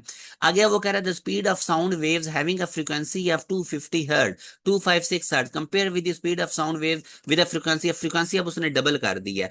मेरा बेटा फ्रीक्वेंसी डबल करें, ट्रिपल करें, 4 टाइम करें, फ्रीक्वेंसी जो होती है इसका कोई इफेक्ट नहीं होता स्पीड ऑफ साउंड के ऊपर, ठीक है। तो ये सेम रहेगी। अच्छा, उसके बाद आगे वो कह रहा है which of the following can hear a sound of frequency greater than 20 kilo hertz से ज्यादा। ये डॉल्फिन, बैट, कैट, डॉग, ये सारे 20 किलो हर्ट्ज से ज्यादा वाली फ्रीक्वेंसी वाली साउंड सुन सकते हैं। Which of the following can hear a sound of frequency less than 20 hertz. तो 20 हर्ट्ज से लेस इनमें से सब में डॉग सुनेगा। ये ना आप लोगों के साइडेड टेबल की इंफॉर्मेशन है, इसमें से आप देख लें पास पेपर्स में क्वेश्चंस आए हुए हैं। तो ये मेरा बेटा आप लोगों ने ना इनको अच्छे तरीके से देख लेना है। अब नेक्स्ट हम पढ़ते हैं कि वेरियस फैक्टर्स कौन कौन से हैं जो स्पीड ऑफ साउंड के ऊपर इफेक्ट करते हैं। डियर स्टूडेंट्स, याद रखें प्रेशर का कोई इफेक्ट नहीं होता स्पीड ऑफ साउंड पे। प्रेशर डबल करो, ट्रिपल करो, 5 टाइम करो, स्पीड ऑफ साउंड वही रहेगी, ठीक है। ये अब आप लोगों ने इंतहाई मतलब नोट रखना है। रीजन क्या होती है, जब आप फॉर एग्जाम्पल आप एक साउंड है उसमें प्रेशर बढ़ाते हैं, तो अब डियर स्टूडेंट जब आप प्रेशर बढ़ाएंगे ना तो वॉल्यूम क्या हो जाएगा, कम। अब डेंसिटी का फार्मूला होता है मास और वॉल्यूम, डेंसिटी और वॉल्यूम का इनवर्स रिलेशन है। आप मेरे बेटा जब पी बढ़ाओगे ना प्रेशर, तो वॉल्यूम ने क्या हो जाना है, कम। जब वॉल्यूम कम होगा तो डेंसिटी क्या हो जाएगी, ज्यादा। समझ लगी मेरी बात की, क्योंकि वॉल्यूम और डेंसिटी का इनवर्स रिलेशन है। तो इसका मतलब प्रेशर बढ़ाओगे तो डेंसिटी भी नीचे बढ़ जाएगी, इनका डायरेक्ट रिलेशन है। जो दो चीजें डिवाइड हो रही हैं उनमें डायरेक्ट रिलेशन होता है। प्रेशर डबल करो नीचे डेंसिटी भी डबल, डबल डबल से कट गया, स्पीड ऑफ साउंड पे कोई फर्क नहीं पड़ेगा, ठीक है। तो प्रेशर का जी कोई इफेक्ट, जैसे अब ये देखो कहता है speed of sound standard temperature pressure पे डबल थ्री 2 मीटर पर सेकंड है। अगर मैंने प्रेशर डबल कर दिया 2 ATM, तो स्पीड ऑफ साउंड फिर भी डबल थ्री 2 मीटर पर सेकंड ही रहेगी। प्रेशर डबल करो, ट्रिपल करो, 4 टाइम करो, pressure has no effect on the speed of sound, ये चीज याद रखें। अच्छा जी, डेंसिटी का इफेक्ट देख लेते हैं। आपको जैसे कि रिलेशन में भी नजर आ रहा है, लैपलेस ने जो हमें फार्मूला बताया, ई को उसने रिप्लेस किया गैमा पी ओवर रो से, तो स्पीड ऑफ साउंड और रो का डियर स्टूडेंट रूट के साथ इनवर्स रिलेशन है। तो यहाँ पे मेरा बेटा अब आप देख सकते हो, अब अगर आप देखो ना तो जिसकी डेंसिटी ज्यादा होगी वहां पे स्पीड ऑफ साउंड क्या हो जाएगी, कम। अगर मैं हाइड्रोजन और ऑक्सीजन को कंपैरिजन करता हूं मेरे बेटा, तो ये आप देख भी सकते हो डेंसिटी बेसिकली अगर मोलर मास से भी आप रिप्लेस कर सकते हो। ऑक्सीजन का मोलर मास 32 ग्राम होता है, हाइड्रोजन का 2 ग्राम है, तो ये 16√4/1, मतलब कि हाइड्रोजन के अंदर स्पीड ऑफ साउंड 4 टाइम ज्यादा होगी, क्योंकि हाइड्रोजन की डेंसिटी क्या है, 60। अब डी में याद रखें जिस चीज की डेंसिटी हमारे पास कम होगी ना उसकी स्पीड ऑफ साउंड ज्यादा होगी। डेंसिटी मोलर मास एक ही चीज है, ठीक है। अब स्पीड ऑफ साउंड अगर आप देखते हो ना, हाइड्रोजन का मोलर मास कम है, ठीक है, हाइड्रोजन का 2 आप देख रहे हैं, ऑक्सीजन का 32, तो 16 टाइम्स आपके पास ऑक्सीजन का ज्यादा है। 16 टाइम्स अगर ऑक्सीजन की डेंसिटी ज्यादा होगी तो 16 टाइम्स ऑक्सीजन में स्पीड ऑफ साउंड कम होगी। तो इसलिए हम कहते हैं कि स्पीड ऑफ साउंड हाइड्रोजन के अंदर 4 टाइम, क्योंकि आप 16 का रूट लोगे तो वो 4 टाइम बनेगा, तो स्पीड ऑफ साउंड हाइड्रोजन में 4 टाइम ज्यादा है as compare to speed of oxygen. यानी आपके पास एक हाइड्रोजन गैस है, एक ऑक्सीजन गैस है, आप साउंड को पास करवाएं तो हाइड्रोजन में से वो 4 टाइम ज्यादा पास करेगी। अगर उसकी स्पीड ऑक्सीजन में 2 मीटर पर सेकंड है तो इसका 4 टाइम उसका हाइड्रोजन में होगा, 2 का 4 टाइम 8 होता है। ठीक हो गया, ये अब आप लोगों ने इसमें नोट रखना है। मॉइस्चर का भी डियर स्टूडेंट देख सकते हैं कि मॉइस्चर की मौजूदगी में जो एयर है डियर स्टूडेंट्स वो डिक्रीज हो जाती है, क्योंकि उसकी जगह पे मॉइस्चर आ जाती है। तो रिजल्टेंट वेलोसिटी जो हमारे पास एयर की होती है डियर स्टूडेंट, वो अब आप देख सकते हैं। होप आप लोगों को ये अब आप लोगों ने कॉन्सेप्ट समझने की कोशिश करनी है, ठीक है। तो स्पीड ऑफ साउंड इंक्रीज होती है मॉइस्चर में, क्यों? क्योंकि एयर की डेंसिटी कम हो जाएगी, मैस कम हो जाएगा, उसकी जगह मॉइस्चर आ गई और स्पीड ऑफ साउंड क्या हो जाएगी, ज्यादा। ठीक है, तो मॉइस्चर वाली एयर की डेंसिटी कम होती है ड्राई एयर से, क्योंकि उस मॉइस्चर में से मॉइस्चर आ गया ना, वाटर आ गया, वाटर वेपर, वो एयर अंदर से निकल जाएगी, तो एयर की डेंसिटी कम होने से स्पीड ऑफ साउंड ज्यादा। तो ये क्वेश्चन याद रखें, मॉइस्चर एयर और ड्राई एयर है तो जो स्पीड ऑफ साउंड है वो मॉइस्चर एयर में ज्यादा होगी। क्यों उधर ज्यादा होगी? क्योंकि उसकी एयर की डेंसिटी कम है। तो यही वजह डियर सुन, ये जो स्पीड ऑफ साउंड होती है सी शोर, यहाँ पे एज कम्पेयर टू लैंड के क्या होती है, ज्यादा होती है, क्योंकि वो समंदर के करीब जो जगह होती है वहां पे उसकी डेंसिटी एयर की कम हो चुकी होती है, और जब डेंसिटी कम होगी according to this formula speed ज्यादा हो जाएगी। आगे विंड बेटा, हमें पता है कि अगर तो विंड जो है हवा वो साउंड की डायरेक्शन में है तो स्पीड इंक्रीज होगी, और अगर विंड जो है वो साउंड की डायरेक्शन के अपोजिट है तो स्पीड हमारे पास क्या हो जाएगी, डिक्रीज हो जाएगी। ठीक है, तो speed of sound in the direction of wind, उसमें नेट स्पीड ये हो जाएगी, वी से मुराद साउंड की स्पीड है, वी डब्ल्यू से मुराद विंड की स्पीड है। और अगर इनकी डायरेक्शन अपोजिट होगी, साउंड एक तरफ जा रही है, विंड एक तरफ जा रही है, तो फिर वी माइनस डब्ल्यू हो जाएगी। तो ये रिलेशन भी आप लोगों ने नोट रखने हैं।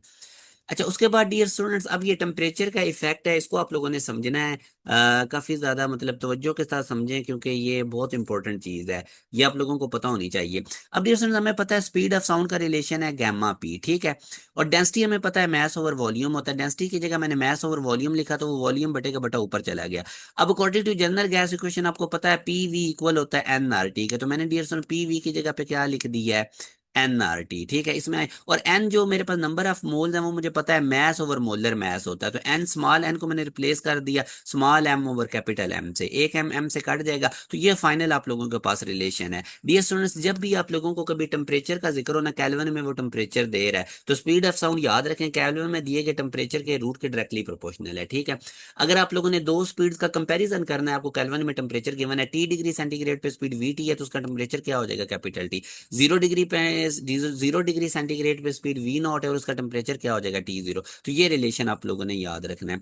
डियर स्टूडेंट्स, ये मैंने आपको बता दिया है कि सॉलिड्स और लिक्विड्स के अंदर जो होते हैं ना, हमारे पास जो स्पीड ऑफ साउंड टेम्परेचर के साथ जो उनका इफेक्ट होता है वो स्मॉल होता है, ठीक है, और इस वजह से उसको हम निगलेक्ट करते हैं। ज्यादा टेम्परेचर चेंज करने से स्पीड ऑफ साउंड कितनी चेंज हो रही है ये हम एयर के अंदर डिस्कस करते हैं, ठीक है, गैसेस वगैरह के लिए। अब बेटा आप लोगों ने ये रिलेशन याद रखना है, डिग्री सेंटीग्रेड में जब आपको टेम्परेचर गिवन हो तो स्पीड ऑफ साउंड इस इक्वेशन से एग्जैक्ट मेजर होती है कि वो कितनी चेंज हो रही है। फॉर एग्जाम्पल ये 332 जो स्पीड ऑफ साउंड है ये 0 डिग्री सेंटीग्रेड पे और 0.61 टी डिग्री सेंटीग्रेड। अब मैं इसकी डेरिवेशन में नहीं आपको लेकर जा रहा डायरेक्ट, एक ये वाला फार्मूला याद रखना है, जब केल्विन में टेम्परेचर गिवन और डिग्री सेंटीग्रेड में गिवन हो तो ये वाला। अब फॉर एग्जांपल अगर मैं 1 डिग्री सेंटीग्रेड का इजाफा करता हूँ, स्पीड ऑफ साउंड मुझे पता है 0 डिग्री सेंटीग्रेड पे 332 मीटर पर सेकंड है।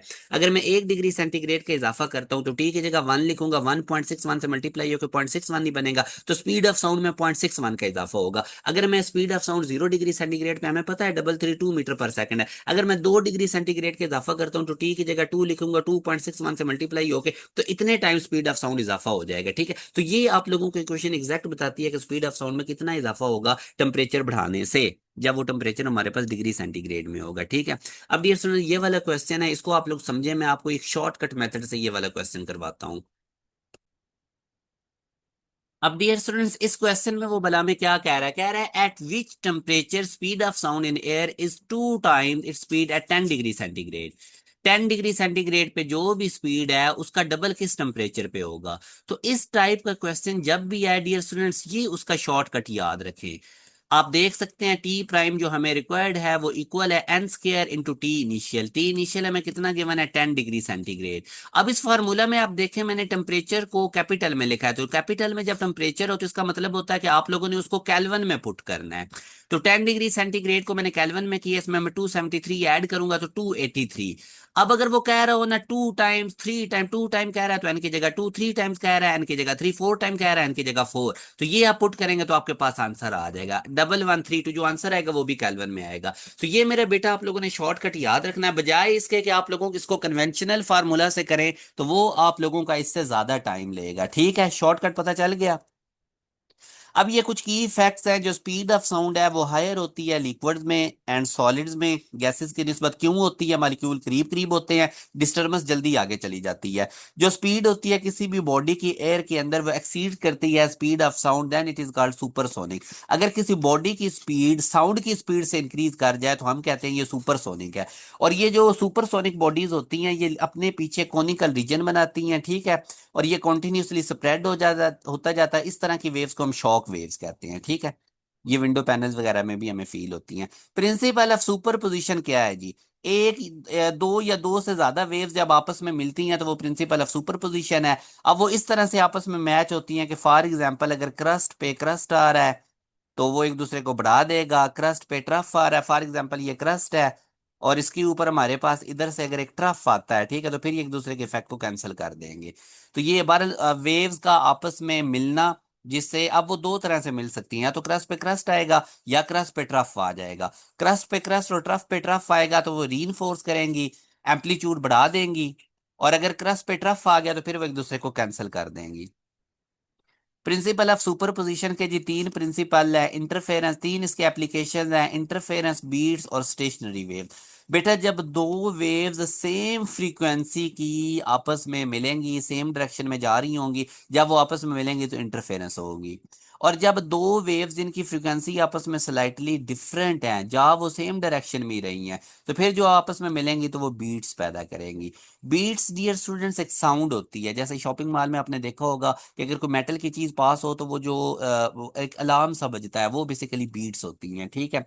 तो बीट्स, फॉर एग्जांपल अगर दो वेव्स में फ्रीक्वेंसी का डिफरेंस 2 हर्ट्ज है तो 1 सेकंड में 2 बीट्स प्रोड्यूस होंगी। अगर दो साउंड की वेव में फ्रीक्वेंसी का डिफरेंस 4 हर्ट्ज है तो 1 सेकंड में 4 बीट्स पैदा होंगी।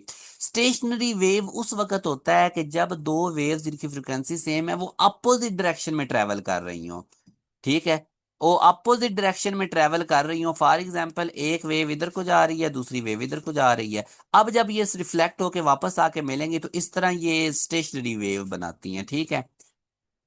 ठीक है, अपोजिट डायरेक्शन में जब सेम वेव्स ट्रेवल कर रही होंगी डियर स्टूडेंट, वो स्टेशनरी वेव बनाती हैं। अच्छा, पहले हम इंटरफेरेंस को डिस्कस कर लेते हैं। इंटरफेरेंस में मैंने आपको बताया कि हमारे पास मिक्सिंग होती है दो आइडेंटिकल वेव्स की जब वो सेम डायरेक्शन में जा रही हो। इंटरफेरेंस के लिए कंडीशंस कौन कौन सी है? वेव्स एक जैसी कोहेरेंट होनी चाहिए, सेम मीडियम में होनी चाहिए, सेम डायरेक्शन में होनी चाहिए और एक जैसी होनी चाहिए, ठीक है, और सोर्सेज भी उनके आपस में करीब करीब हो। अब बेटा अगर तो इस तरह से मिल रही हैं कि दो वेव्स इस तरह से आपस में मैच हो रही हैं कि क्रस्ट पे क्रस्ट आ रहा है, ट्रफ पे ट्रफ आ रहा है, तो वो एक बड़ी वेव बन जाएगी, उसको हम कहेंगे कंस्ट्रक्टिव इंटरफेरेंस है। इन्होंने एक दूसरे के इफेक्ट को कंस्ट्रक्ट किया है, बढ़ाया है। और इस केस में डियर स्टूडेंट्स आप देख सकते हैं कि हमारे पास जो पार्ट डिफरेंस है वो एन लैम्डा का है, ठीक है। एन की वैल्यू 0, 1, 2, 3 हो सकती है। यानी मेरा बेटा अगर दो वेव्स में या तो पार्ट डिफरेंस हो ही ना, या एक वेव लेंथ का है, या दो वेव लेंथ का है, या तीन वेव लेंथ का है, तो फिर वो जब भी आपस में मिलेंगे वो एक दूसरे के इफेक्ट को बढ़ाएंगी, ठीक है। जब भी दो वेव्स में path difference lambda, 2 lambda, 3 lambda, 4 इस तरह का, तो हमेशा क्रस्ट पे क्रस्ट आएगा, ट्रफ पे ट्रफ आएगा। तो इसलिए हम जनरल कंडीशन कहते हैं एन लैम्डा। जब दो वेव्स में एन लैम्डा का पार्ट डिफरेंस होगा तो वो कंस्ट्रक्टिव इंटरफेरेंस बनाएंगे, ठीक है, इसको इकोइंग जोन भी कहते हैं। इसी तरह अगर दो वेव्स के दरमियान मेरा बेटा पार्ट डिफरेंस ये वाला है 2n+1 लैम्डा/2, एन की जगह 0 पुट करोगे तो लैम्डा/2 आ जाएगा, एन की जगह 1 पुट करोगे तो 3 लैम्डा/2, एन की जगह 2 पुट करोगे तो 5 लैम्डा/2। मतलब दो वेव्स में आधी वेवलेंथ, डेढ़ वेवलेंथ, अढ़ाई वेवलेंथ का अगर डिफरेंस होगा मेरा बेटा तो वो डिस्ट्रक्टिव इंटरफेरेंस है। फिर जब दो वेव्स वो मिलेंगी तो क्रस्ट पे ट्रफ आ जाएगा, ट्रफ पे क्रस्ट आ जाएगा, एक दूसरे के इफेक्ट को कैंसिल करेंगी। इसको हम साइलेंस जोन भी कहते हैं मेरा बेटा। जो पाथ डिफरेंस होता है बेसिकली वो डिफरेंस होता है between the length of the path, ठीक है, ये चीज भी आपने याद रखनी है, पाथ डिफरेंस क्या चीज होती है। और मैक्सिमम आगे बेटा मैं अगर आपको बीट्स बताऊं ना, तो मैक्सिमम डिटेक्टेबल बीट्स फ्रीक्वेंसी जो होती है ना वो 10 हर्ट्ज है। यानी कि मेरा बेटा आप लोग याद रखें, अगर आपके पास दो साउंड्स है उनमें फ्रीक्वेंसी का डिफरेंस 10 हर्ट्ज से ज्यादा नहीं होना चाहिए। अगर 10 हर्ट्ज से ज्यादा होगा तो फिर बीट्स आपको सुनाई नहीं देगी, बीट्स प्रोड्यूस तो होगी, सुनाई नहीं देगी। तो बीट्स की मदद से हम अननोन फ्रीक्वेंसीज निकाल सकते हैं, म्यूजिकल इंस्ट्रूमेंट्स की ट्यूनिंग कर सकते हैं। अब अननोन फ्रीक्वेंसीज कैसे निकाल सकते हैं? आप एक फ्रीक्वेंसी, आपको फर्ज करें एक की फ्रीक्वेंसी पता है F1, दूसरे सोर्स की फ्रीक्वेंसी आपको नहीं पता है F2, तो आप इनको इकट्ठा ऑपरेट करवाएं तो बीट्स पैदा होंगी। अब वो जितनी बीट्स पैदा होंगी उनको नोट कर लें। फॉर एग्जांपल 3 बीट्स पैदा हो रही हैं तो इनमें फ्रीक्वेंसी का डिफरेंस 3 का है। एक की अगर आपको पता है 10 हर्ट्ज तो दूसरे की कितनी हो जाएगी, 13 हर्ट्ज। ठीक है, तो इस तरह डियर स्टूडेंट्स ये होगा। रिफ्लेक्शन ऑफ वेव के बारे में मेरा बेटा याद रखें, अगर एक डेंसर मीडियम है ना और साउंड आ रही है, तो साउंड बेटा याद रखो जब भी डेंसर मीडियम से स्ट्राइक करेगी ना, अगर उसका क्रस्ट स्ट्राइक कर रहा है तो रिफ्लेक्ट होकर वापस आते हुए वो ट्रफ बन जाएगा, मतलब 180 डिग्री का शिफ्ट आ जाएगा, मतलब आधी वेवलेंथ का। पूरी वेवलेंथ होती है ना क्रस्ट से क्रस्ट तक। तो याद रखें जब भी हमारे पास जो साउंड की वेव है वो रेयर मीडियम, जिस तरह अभी ये रेयर मीडियम से आगे डेंसर मीडियम से स्ट्राइक की, तो जब वो रिफ्लेक्ट होगी तो उसमें फेज चेंज 180 डिग्री का आएगा, और उसका जो, या उसको हम λ/2 भी कहते हैं। हाँ, अगर एक साउंड की वेव डेंसर से निकल के रेयर में आती है ना और आगे वो रेयर मीडियम से टकराती भी है, तो वो उसमें कोई चेंज नहीं आएगा, ना फेज का कोई चेंज आएगा, ना उसके अंदर पाथ का कोई चेंज आएगा। तो ये बहरहाल मेरे बेटा आप लोगों ने नोट रखना, ये एमसीक्यूज आता है कि जब साउंड वेव रेयर से डेंसर मीडियम में जाती है तो फेज चेंज कितना आता है, 180 डिग्री का, या हमारे पास मेरा बेटा λ/2 का। बेटा अब हम डिटेल में डिस्कस करते हैं स्टैंडिंग वेव्स को, जिनको स्टेशनरी वेव्स भी कहते हैं। ये कब प्रोड्यूस होती हैं? जब दो आइडेंटिकल वेव्स ट्रेवल कर रही हों अपोजिट डायरेक्शन में, ठीक है, तो उस वक्त फिर वो हमारे पास स्टेशनरी वेव्स या स्टैंडिंग वेव्स बनाएंगी। मेरे बेटा याद रखो ये जो स्टैंडिंग स्टैंडिंग वेव्स होती हैं ना, इनमें कंस्ट्रक्टिव और डिस्ट्रक्टिव इंटरफेरेंस जो हो रही होती है वो टेक प्लेस हो रही होती है, इस वजह से स्टेशनरी वेव्स जनरेट होती हैं। ठीक है, जहां पे कंस्ट्रक्टिव इंटरफेरेंस होती है उनको हम एंटी नोड्स कहते हैं, और जहां पे डिस्ट्रक्टिव इंटरफेरेंस होती है उसको हम नोड्स कहते हैं। कुछ इस तरह से ना स्टेशनरी वेव बेटा बनती है, इस तरह से। ये जिस तरह मैंने आपके सामने एक लूप बनाया है, ये ऊपर कंस्ट्रक्टिव इंटरफेरेंस हो रही है तो इसको एंटी नोड कहेंगे, और ये वाली जो जगह होती है इसको नोड कहते हैं। एम्पलीट्यूड मैक्सिमम होता है एंटी नोड पे, जैसे मैंने अभी आपको बताया। अगर यहाँ पे मैं मीन लेवल ड्रॉ करता हूँ तो आप देख सकते हैं ऊपर एम्पलीट्यूड मैक्सिमम है एंटी नोड पे, जबकि नोड के ऊपर आप देख सकते हैं हमारे पास जो एम्पलीट्यूड है वो मिनिमम है, 0 है। नोड्स बेटा स्टेशनरी पॉइंट्स होते हैं, और एंटी नोड जो होते हैं वो वाइब्रेट करते हैं मैक्सिमम एम्पलीट्यूड के साथ। ऊपर मैंने आपको दिखा दिया। मेरे बेटा याद रखना जो कंजेक्टिव नोड्स या कंजेक्टिव दो एंटी नोड्स का डिस्टेंस है ना वो λ/2 होता है, और एक नोड से अगले एंटी नोड तक का जो डिस्टेंस है वो λ/4 होता है। ये चीज आपने याद रखनी है। जो हमारे पास, अब मैं अगर आपके सामने एक स्टेशनरी वेव इस तरह बनाता हूँ, तो जो एंटी नोड होते हैं ना, यहाँ पे जो पार्टिकल्स होंगे उनके पास पोटेंशियल एनर्जी होगी, और इसी तरह नोड चूंकि नीचे आ जाएगा तो इनके पास काइनेटिक एनर्जी होगी, टोटल एनर्जी सेम रहेगी। यही चीज इधर लिखी हुई है, इसको आपने देख लेना है। अच्छा, standing waves in stretch string, stretch string के अंदर अगर हम इनको बात करें मेरा बेटा, तो ये बेसिकली एक फिक्स्ड एंड होता है स्ट्रिंग का। ठीक है, तो फिक्स्ड एंड के ऊपर हमेशा नोड बनता है, और जो फ्री एंड होता है वहां पे एंटी नोड बनता है। ठीक है, ये भी चीज आप याद रखें। फॉर एग्जाम्पल ये फिक्स एंड है, ठीक है, तो इधर हमेशा नोड बनेगा और फ्री एंड पे एंटी नोड। ठीक है, इस तरह यहाँ पे अगर मैं इसका फ्री एंड बना देता हूँ तो फिर ये इस तरह करके बनेगा। इधर भी अगर मैं बनाता हूँ तो इस तरह है, फ्री एंड पे एंटी नोड, और जो ये फिक्स एंड होगा वहां पे नोड। स्पीड जो होती है ना स्टेशनरी वेव में, वो नंबर ऑफ लूप से इंडिपेंडेंट होती है। फॉर एग्जाम्पल अगर आप 4 लूप बना दें स्टेशनरी वेव के, ठीक है, 5 लूप बना दें, तमाम की स्पीड पे कोई असर नहीं पड़ता, फ्रीक्वेंसी और वेव लेंथ पे असर पड़ता है। ठीक है, तो स्पीड जो होती है वो नंबर ऑफ लूप से इंडिपेंडेंट। बेटा अगर स्ट्रिंग हमारे पास फिक्स होगी ना बोथ एंड से, दोनों एंड से स्ट्रिंग फिक्स है, ये फॉर एग्जांपल दोनों एंड है, और इधर मैंने एक स्ट्रिंग फिक्स कर दिया दोनों एंड से, तो जो नंबर ऑफ नोड्स होंगे ना मेरा बेटा, वो नंबर ऑफ एंटी नोड से एक ज्यादा होंगे। यानी नंबर ऑफ नोड्स जो है ना, नंबर ऑफ नोड्स को एन से कह लें, एंटी नोड्स को ए से, तो एंटी नोड्स में एक ऐड करेंगे तो वो नंबर ऑफ नोड की इक्वल आएगा। ठीक है, हमेशा नंबर ऑफ नोड ज्यादा होंगे, एक ज्यादा होगा एंटी नोड से, जब स्ट्रिंग दोनों एंड से फिक्स होगी। अगर मेरा बेटा स्ट्रिंग फ्री होगी एक एंड से, एक एंड से क्या होगी, फ्री, तो फिर नंबर ऑफ एंटी नोड्स और नोड आपस में इक्वल होंगे। तो ये दोनों पॉइंट्स आपने नोट रखने हैं। उसके बाद मेरे बेटे याद रखें, हमारे पास जो लूप्स जैसे जैसे बढ़ते जाते हैं, एन लूप्स होंगे, तो उन एन लूप्स की फ्रीक्वेंसी NF1 होगी। यानी फॉर एग्जांपल अगर पहली फ्रीक्वेंसी 2 हर्ट्ज है ना एक लूप की, और आपके पास 10 लूप बनते हैं, तो आप 10 को 2 से मल्टीप्लाई कर दो, ये इसका मतलब है FN = NF1। जो वेवलेंथ एन लूप्स की होती है ना मेरा बेटा, वो 2L/n, जितने लूप्स होंगे उनकी तादाद से 2L को डिवाइड कर दें। एन के वैल्यू 1 2 3 4। जो फंडामेंटल पहली फ्रीक्वेंसी होती है ना, उसका फार्मूला 1/2L × T/m रूट, ये भी याद रखें। F1 को हम लोएस्ट फ्रीक्वेंसी कहते हैं, इसको फंडामेंटल फ्रीक्वेंसी भी कहते हैं, ठीक हो गया। और बाकी जितनी फ्रीक्वेंसीज होंगी वो इसका मल्टीपल होंगी। पहले लूप की फ्रीक्वेंसी F1, दूसरे की डबल हो जाएगी 2F1, तीसरे लूप की फ्रीक्वेंसी ट्रिपल हो जाएगी 3F1, एन वाले लूप्स की NF1, ठीक है। तो ये इनको ओवरटोन्स या हार्मोनिक्स भी कहते हैं। फंडामेंटल फ्रीक्वेंसी का मेरे बेटे ये वाला फार्मूला आप लोगों ने नोट रखना है। अच्छा, उसके बाद आपके पास ऑर्गन पाइप आ जाते हैं। ऑर्गन पाइप मीन ये जो बाजा वगैरह होते हैं, ठीक है। अब ये दो तरह के होते हैं, एक होता है ओपन ऑर्गन पाइप। ये ओपन ऑर्गन पाइप दोनों एंड से ओपन होगा। मैंने अभी आपको बताया था कि ओपन एंड पे एंटी नोड बनता है, ठीक है।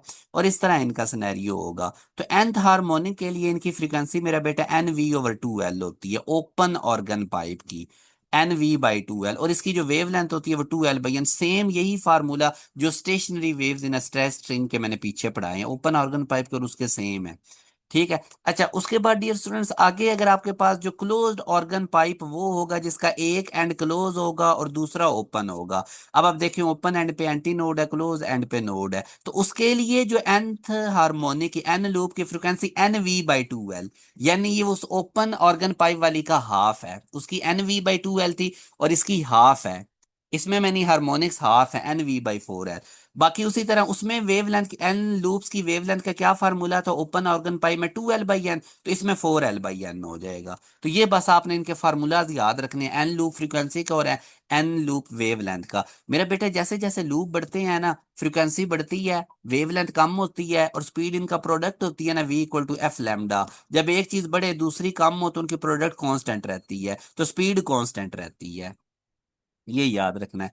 फिर मेरे बेटा ये वाली चीज भी आप याद रखें, आपके पास पाइप ओपन हो या क्लोज हो, एट बोथ एंड स्ट्रिंग अगर फिक्स्ड होगी, तो उस वक्त आपके पास जो लेंथ है वो n λ/2 से आएगा।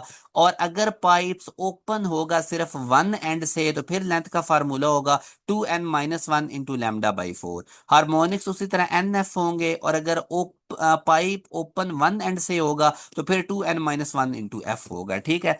तो ओपन एंड वाला जो ऑर्गन पाइप होता है वो एंटी नोड के तौर पे बिहेव करता है, जबकि क्लोज एंड वाला जो होता है वो नोड के तौर पे बिहेव करता है। ये मैं आपको चीज पहले भी बता चुका। अब ये दोनों फार्मूलाज आप लोगों ने नोट रखने हैं। मैं अगर आपको आसान करके बताऊं, जैसे मैंने पहले भी बताया था कि फंडामेंटल फ्रीक्वेंसी जो ओपन पाइप की है, याद करें वो ओपन पाइप जो पहला था जिसके आपने NV/2L पढ़ी थी, वो डबल होती है fundamental frequency of closed pipe की। क्लोज पाइप मैंने आपको बताया था NV/4L है क्लोज्ड पाइप की, ठीक है। जबकि ओपन पाइप की मैंने कितनी बताई थी, NV/2L, ठीक है, NV/2L। अब ये ओपन पाइप की है NV/2L, इसको अगर डबल करोगे क्लोज पाइप का, दो से मल्टीप्लाई करोगे तो ये NV/2L बन जाएगा, ठीक है। तो यही वो कह रहा है कि फंडामेंटल फ्रिक्वेंसी ओपन पाइप की डबल होती है fundamental frequency of close pipe. Number of harmonics जो होते हैं, हार्मोनिक्स की मीनिंग है 1 लूप 2 3 4, वो भी डबल होते हैं। इसके ओपन पाइप में डबल होते हैं, ज्यादा होते हैं number of harmonics in close pipe, ठीक है। तो ये भी नोट रखें। बाकी मेरा बेटा लास्ट पे अब डॉपलर इफेक्ट भी आपको पता होना चाहिए। जब चेंज इन आप बात कर रहे हैं पिच की, या आप लोग फ्रीक्वेंसी चेंज की बात कर रहे हैं, तो डॉपलर इफेक्ट की भी बेसिक आपको पता हो। ये बेसिकली एपरेंट चेंज होता है पिच के अंदर या फ्रीक्वेंसी के अंदर, जब साउंड जो है हमारे पास वो रिलेटिव मोशन करती है सोर्स के साथ। मेरा बेटा देखो ना, इधर एक स्पीकर लगा हुआ है फॉर एग्जांपल, ठीक है। स्पीकर के अंदर से साउंड आ रही है। अब ये जो साउंड निकल रही है ना मेरा बेटा, साउंड वेव्स, इनकी स्पीड क्या है V। अब इधर एक ऑब्जर्वर है। अब अगर तो साउंड का सोर्स ऑब्जर्वर की तरफ आने लग जाएगा, तो आपको साउंड ज्यादा सुनाई देगी और फ्रिक्वेंसी बढ़ जाएगी। और अगर ये साउंड का सोर्स अवे जाएगा, तो ये आप लोगों के पास फ्रिक्वेंसी क्या हो जाएगी, कम हो जाएगी, साउंड की फ्रिक्वेंसी आवाज कम हो जाएगी। तो यही बेसिकली डॉपलर इफेक्ट है, ठीक है। तो इसका भी ये कुछ केसेस हैं, मैंने ये चारों आपके सामने लिख दिए हैं, आपको पता होना चाहिए। apparent frequency of sound heard by stationary listener due to source moving towards him. मेरा बेटा जब सोर्स आपकी तरफ मूव करेगा ना, जब सोर्स आपकी तरफ आएगा, यानी अब ये देखो आप इधर खड़े हुए हैं, सोर्स आपकी तरफ आ रहा है, ठीक है, सोर्स आगे की तरफ आ रहा है। तो उस केस में अब बेसिकली मेरा बेटा हम ले रहे होते हैं रिलेटिव वेलोसिटीज। तो जब सोर्स आपकी तरफ आएगा ना, तो आपके पास फ्रिक्वेंसी, मैं आपको ना थोड़ा सा इधर बताता हूँ। फ्रिक्वेंसी आपके पास होती है वी अपॉन लैम्डा। ये उस वक्त फ्रिक्वेंसी होगी जब सोर्स भी रेस्ट पे है और ऑब्जर्वर भी रेस्ट पे है, ठीक है, ये याद रखें। अब जब हमारे पास सोर्स बेटा मूव करने लग जाएगा, ठीक है, तो अब हम क्या काम करेंगे, नीचे हमारे पास माइनस का साइन आएगा। क्यों माइनस का साइन आएगा? नीचे वाला फैक्टर कम होगा तो फ्रीक्वेंसी ज्यादा होगी। नीचे वाला फैक्टर कम होगा तो फ्रीक्वेंसी क्या हो जाएगी, ज्यादा। इसका मतलब ये है कि इधर माइनस आएगा। ये वी हमारे पास साउंड की स्पीड है और यू एस हमारे पास सोर्स की स्पीड है। जब सोर्स आपकी तरफ आएगा तो नीचे माइनस लगाना है। आप इसको इस तरह याद रख लें। आप इधर लिखें एफ प्राइम, ठीक है, ऊपर लिखें वी, नीचे लिखे वी यू एस। नीचे क्या, यू एस से मुराद है सोर्स की स्पीड, और साथ इसको मल्टीप्लाई कर दे ब्रैकेट्स के बाद एफ से। मैं इधर एफ लिख देता हूं। अब अगर सोर्स आपकी तरफ आ रहा है तो ये फ्रिक्वेंसीज आपको ज्यादा सुनाई देगी। ये वाला डिनोमिनेटर वाला फैक्टर कम करना है, माइनस। माइनस लगाएंगे तो ये कम हो जाएगा, ये फ्रिक्वेंसी बढ़ गई। और अगर यही सोर्स आपसे दूर जा रहा है तो डिनोमिनेटर वाला फैक्टर बढ़ा दें, इधर प्लस लगा दें। अब वो इधर आप प्लस क्यों लगाएंगे, ताकि ये वाला फैक्टर बड़ा हो जाएगा तो फ्रिक्वेंसी कम हो जाएगी जब सोर्स वे जाएगा। तो ये दोनों फार्मूलाज मेरे बेटा आपने याद रखनी है। ये सोर्स की स्पीड है यूएस, ये भी सोर्स की स्पीड है, ठीक है। तो अगर आपकी तरफ सोर्स आ रहा है, दरम्यान में माइनस लगा दे, नीचे वाला फैक्टर कम होगा, ऊपर फ्रिक्वेंसी बढ़ जाएगी। और अगर वो आपसे दूर जा रहा है तो नीचे प्लस लगा दे, और इससे क्या होगा, नीचे वाला फैक्टर बढ़ेगा, फ्रिक्वेंसी कम हो जाएगी। इसी तरह मेरा बेटा अगर सोर्स को आप रेस्ट पे रखते हो, सोर्स को क्या रखते हो, रेस्ट पे, तो जो ऑब्जर्वर है वो मूव करता है। अब ऑब्जर्वर अगर सोर्स की तरफ जाएगा, सोर्स से साउंड की स्पीड आ रही है वी और ऑब्जर्वर की स्पीड है फॉर एग्जांपल यू नॉट। तो जब ऑब्जर्वर मूव करेगा ना सोर्स ऑफ साउंड की तरफ, तो वेवलेंथ चेंज नहीं होगी, नीचे वाला फैक्टर एज इट इज रहेगा।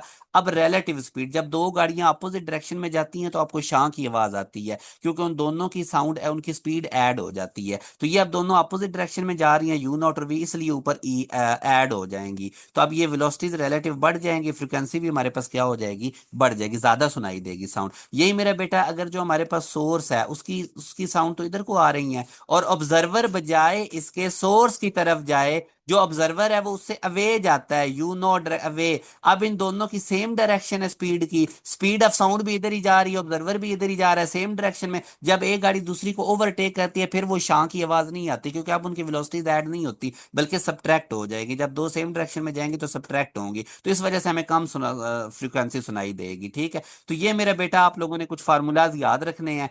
अब मैं आपको ब्रीफ करता हूं। अगर सोर्स ऑफ साउंड रेस्ट पे है और ऑब्जर्वर मूव कर रहा है तो फिर वेवलेंथ नहीं चेंज होगी, वेलोसिटी चेंज होगी। और अगर जो सोर्स ऑफ साउंड है वो मूव कर रहा है और लिसनर जो है वो रेस्ट पे है, तो उस वक्त फिर आपकी फ्रीक्वेंसी जो नीचे वेवलेंथ है वो चेंज हो जाएगी। और अगर दोनों मूव करते हैं, फॉर एग्जाम्पल वो कहता है सोर्स और लिसनर दोनों मूव करते हैं सेम डायरेक्शन में, मतलब लिसनर भी इधर को जा रहा है और सोर्स ऑफ साउंड भी इधर को जा रहा है, ठीक है, इधर कोई जा रहा है, इस दूसरी तरफ सेम डायरेक्शन में जा रहे हैं, ठीक है। तो उस केस में फिर ये रिलेशन बनेगा। अब ये आपने सोचना है ये कैसे बना, मैंने पीछे बता दिए हैं, ठीक है। तो ये मेरा बेटा इसके एप्लीकेशन है, इनको भी देख लें आप। शिप्स के अंदर इनका यूज होता है, बैट्स, रेडार के अंदर से ना मेरा बेटा, रेडार के अंदर से रेडियो वेव्स निकलती हैं, ठीक है। और अगर कोई एरोप्लेन आ रहा होगा ना आपके रडार की तरफ, तो इनकी वेवलेंथ कम हो जाएगी, इनकी वेवलेंथ क्या हो जाएगी, कम हो जाएगी, ठीक है। तो वहां से फिर अंदाजा हो जाता है वेवलेंथ कब ब्लू कलर की होती है। और इसी तरह अगर एरोप्लेन हमसे दूर जा रहा हो तो ये रडार से जो रेडियो वेव्स निकल रही है उनकी वेवलेंथ बढ़ेगी। तो उससे अंदाजा ये लगा लेते हैं कि एरोप्लेन हमारी तरफ आ रहा है या दूर आ रहा है। मैं आपको गैलेक्सी की एग्जांपल देता है। हबल टेलीस्कोप से अगर गैलेक्सी को देखें ना तो वो रेड कलर में नजर आती है। अब वेब गेयर, अगर आप लोगों ने सुना हुआ ना बेटा वेब गेयर, ये पता है आप लोगों को वेब गेयर का, GYOR, वेब गियर। इसका मतलब ये होता है कि आपके पास इधर को वेवलेंथ बढ़ती है राइट साइड पे, सबसे ज्यादा वेवलेंथ रेड कलर की होती है, फिर ऑरेंज की, फिर येलो, ग्रीन, ब्लू, आप लोगों के पास, ठीक है, ब्लू, इंडिगो और वायलेट, ये इस तरह हमारे पास चलती हैं। सब इधर को राइट साइड पे वेवलेंथ बढ़ती है, सबसे ज्यादा वेवलेंथ रेड की है। गैलेक्सी अगर आप टेलीस्कोप से देखते हैं तो वो रेड कलर में नजर आती है, इसका मतलब वो हमसे दूर जा रही है, उनकी लाइट की वेवलेंथ बढ़ रही है। दूर जाते हुए जो लाइट की वेव हमारे पास आ रही है वो बड़ी वेवलेंथ की है, तो इसलिए हमें वो रेड कलर में नजर आती हैं। अगर कोई स्टार हमसे दूर जा रहा होगा तो रेड शिफ्ट आएगी, और अगर हमारे करीब आ रहा होगा तो ब्लू शिफ्ट आएगी, क्योंकि उसकी वेवलेंथ कम होती है ब्लू की। तो ये बहरहाल बेटा इसके प्रिंसिपल होते हैं, ये मैंने आगे आपको बता भी दिया, वेब गियर वाला स्टार आपकी तरफ आ रहा हो तो कौन सी शिफ्ट होगी, दूर जा रहा हो तो कौन सी होंगी। तो ये मेरा बेटा आप लोगों को मैंने वेव्स सारी करवा दी हैं। अब इंशाल्लाह सिंपल हार्मोनिक मोशन के ऊपर मैं अलग से लेक्चर रखूंगा, क्योंकि उन्होंने इसी वेव वाले चैप्टर में सिंपल हार्मोनिक मोशन के भी टॉपिक्स मिक्स किए हुए हैं, तो वो मैं अब अलग रखूंगा। वेव्स आज मैंने आप लोगों को वन शॉट में सारा कंप्लीट कवर करवा दिया है। तो यूं मेरा बेटा आज हमने ये पूरा चैप्टर कंप्लीट किया वेव्स वाला एमडी कैट फिजिक्स के लेटेस्ट सिलेबस के अकॉर्डिंग। और मेरा बेटा अगर आप लोग एक प्रॉपर वे से तमाम सब्जेक्ट्स की तैयारी करना चाहते हैं, आप चाहते हैं कि आपका हाथ पकड़ के आपको गवर्नमेंट मेडिकल कॉलेजेस में हम छोड़ के आए, तो उसके लिए आप लोग हमारा प्रीमियम बैच ज्वाइन करें। जुलाई के एंड से स्टार्ट हो रहा है, लिमिटेड हमारे पास सीट्स हैं। आप इस दिए गए कॉन्टैक्ट नंबर पे व्हाट्सअप करके हमारे बैच की डिटेल्स ले सकते हैं। अपना डियर स्टूडेंट्स ख्याल रखिएगा, दुआओं में याद रखिएगा। अल्लाह हाफिज।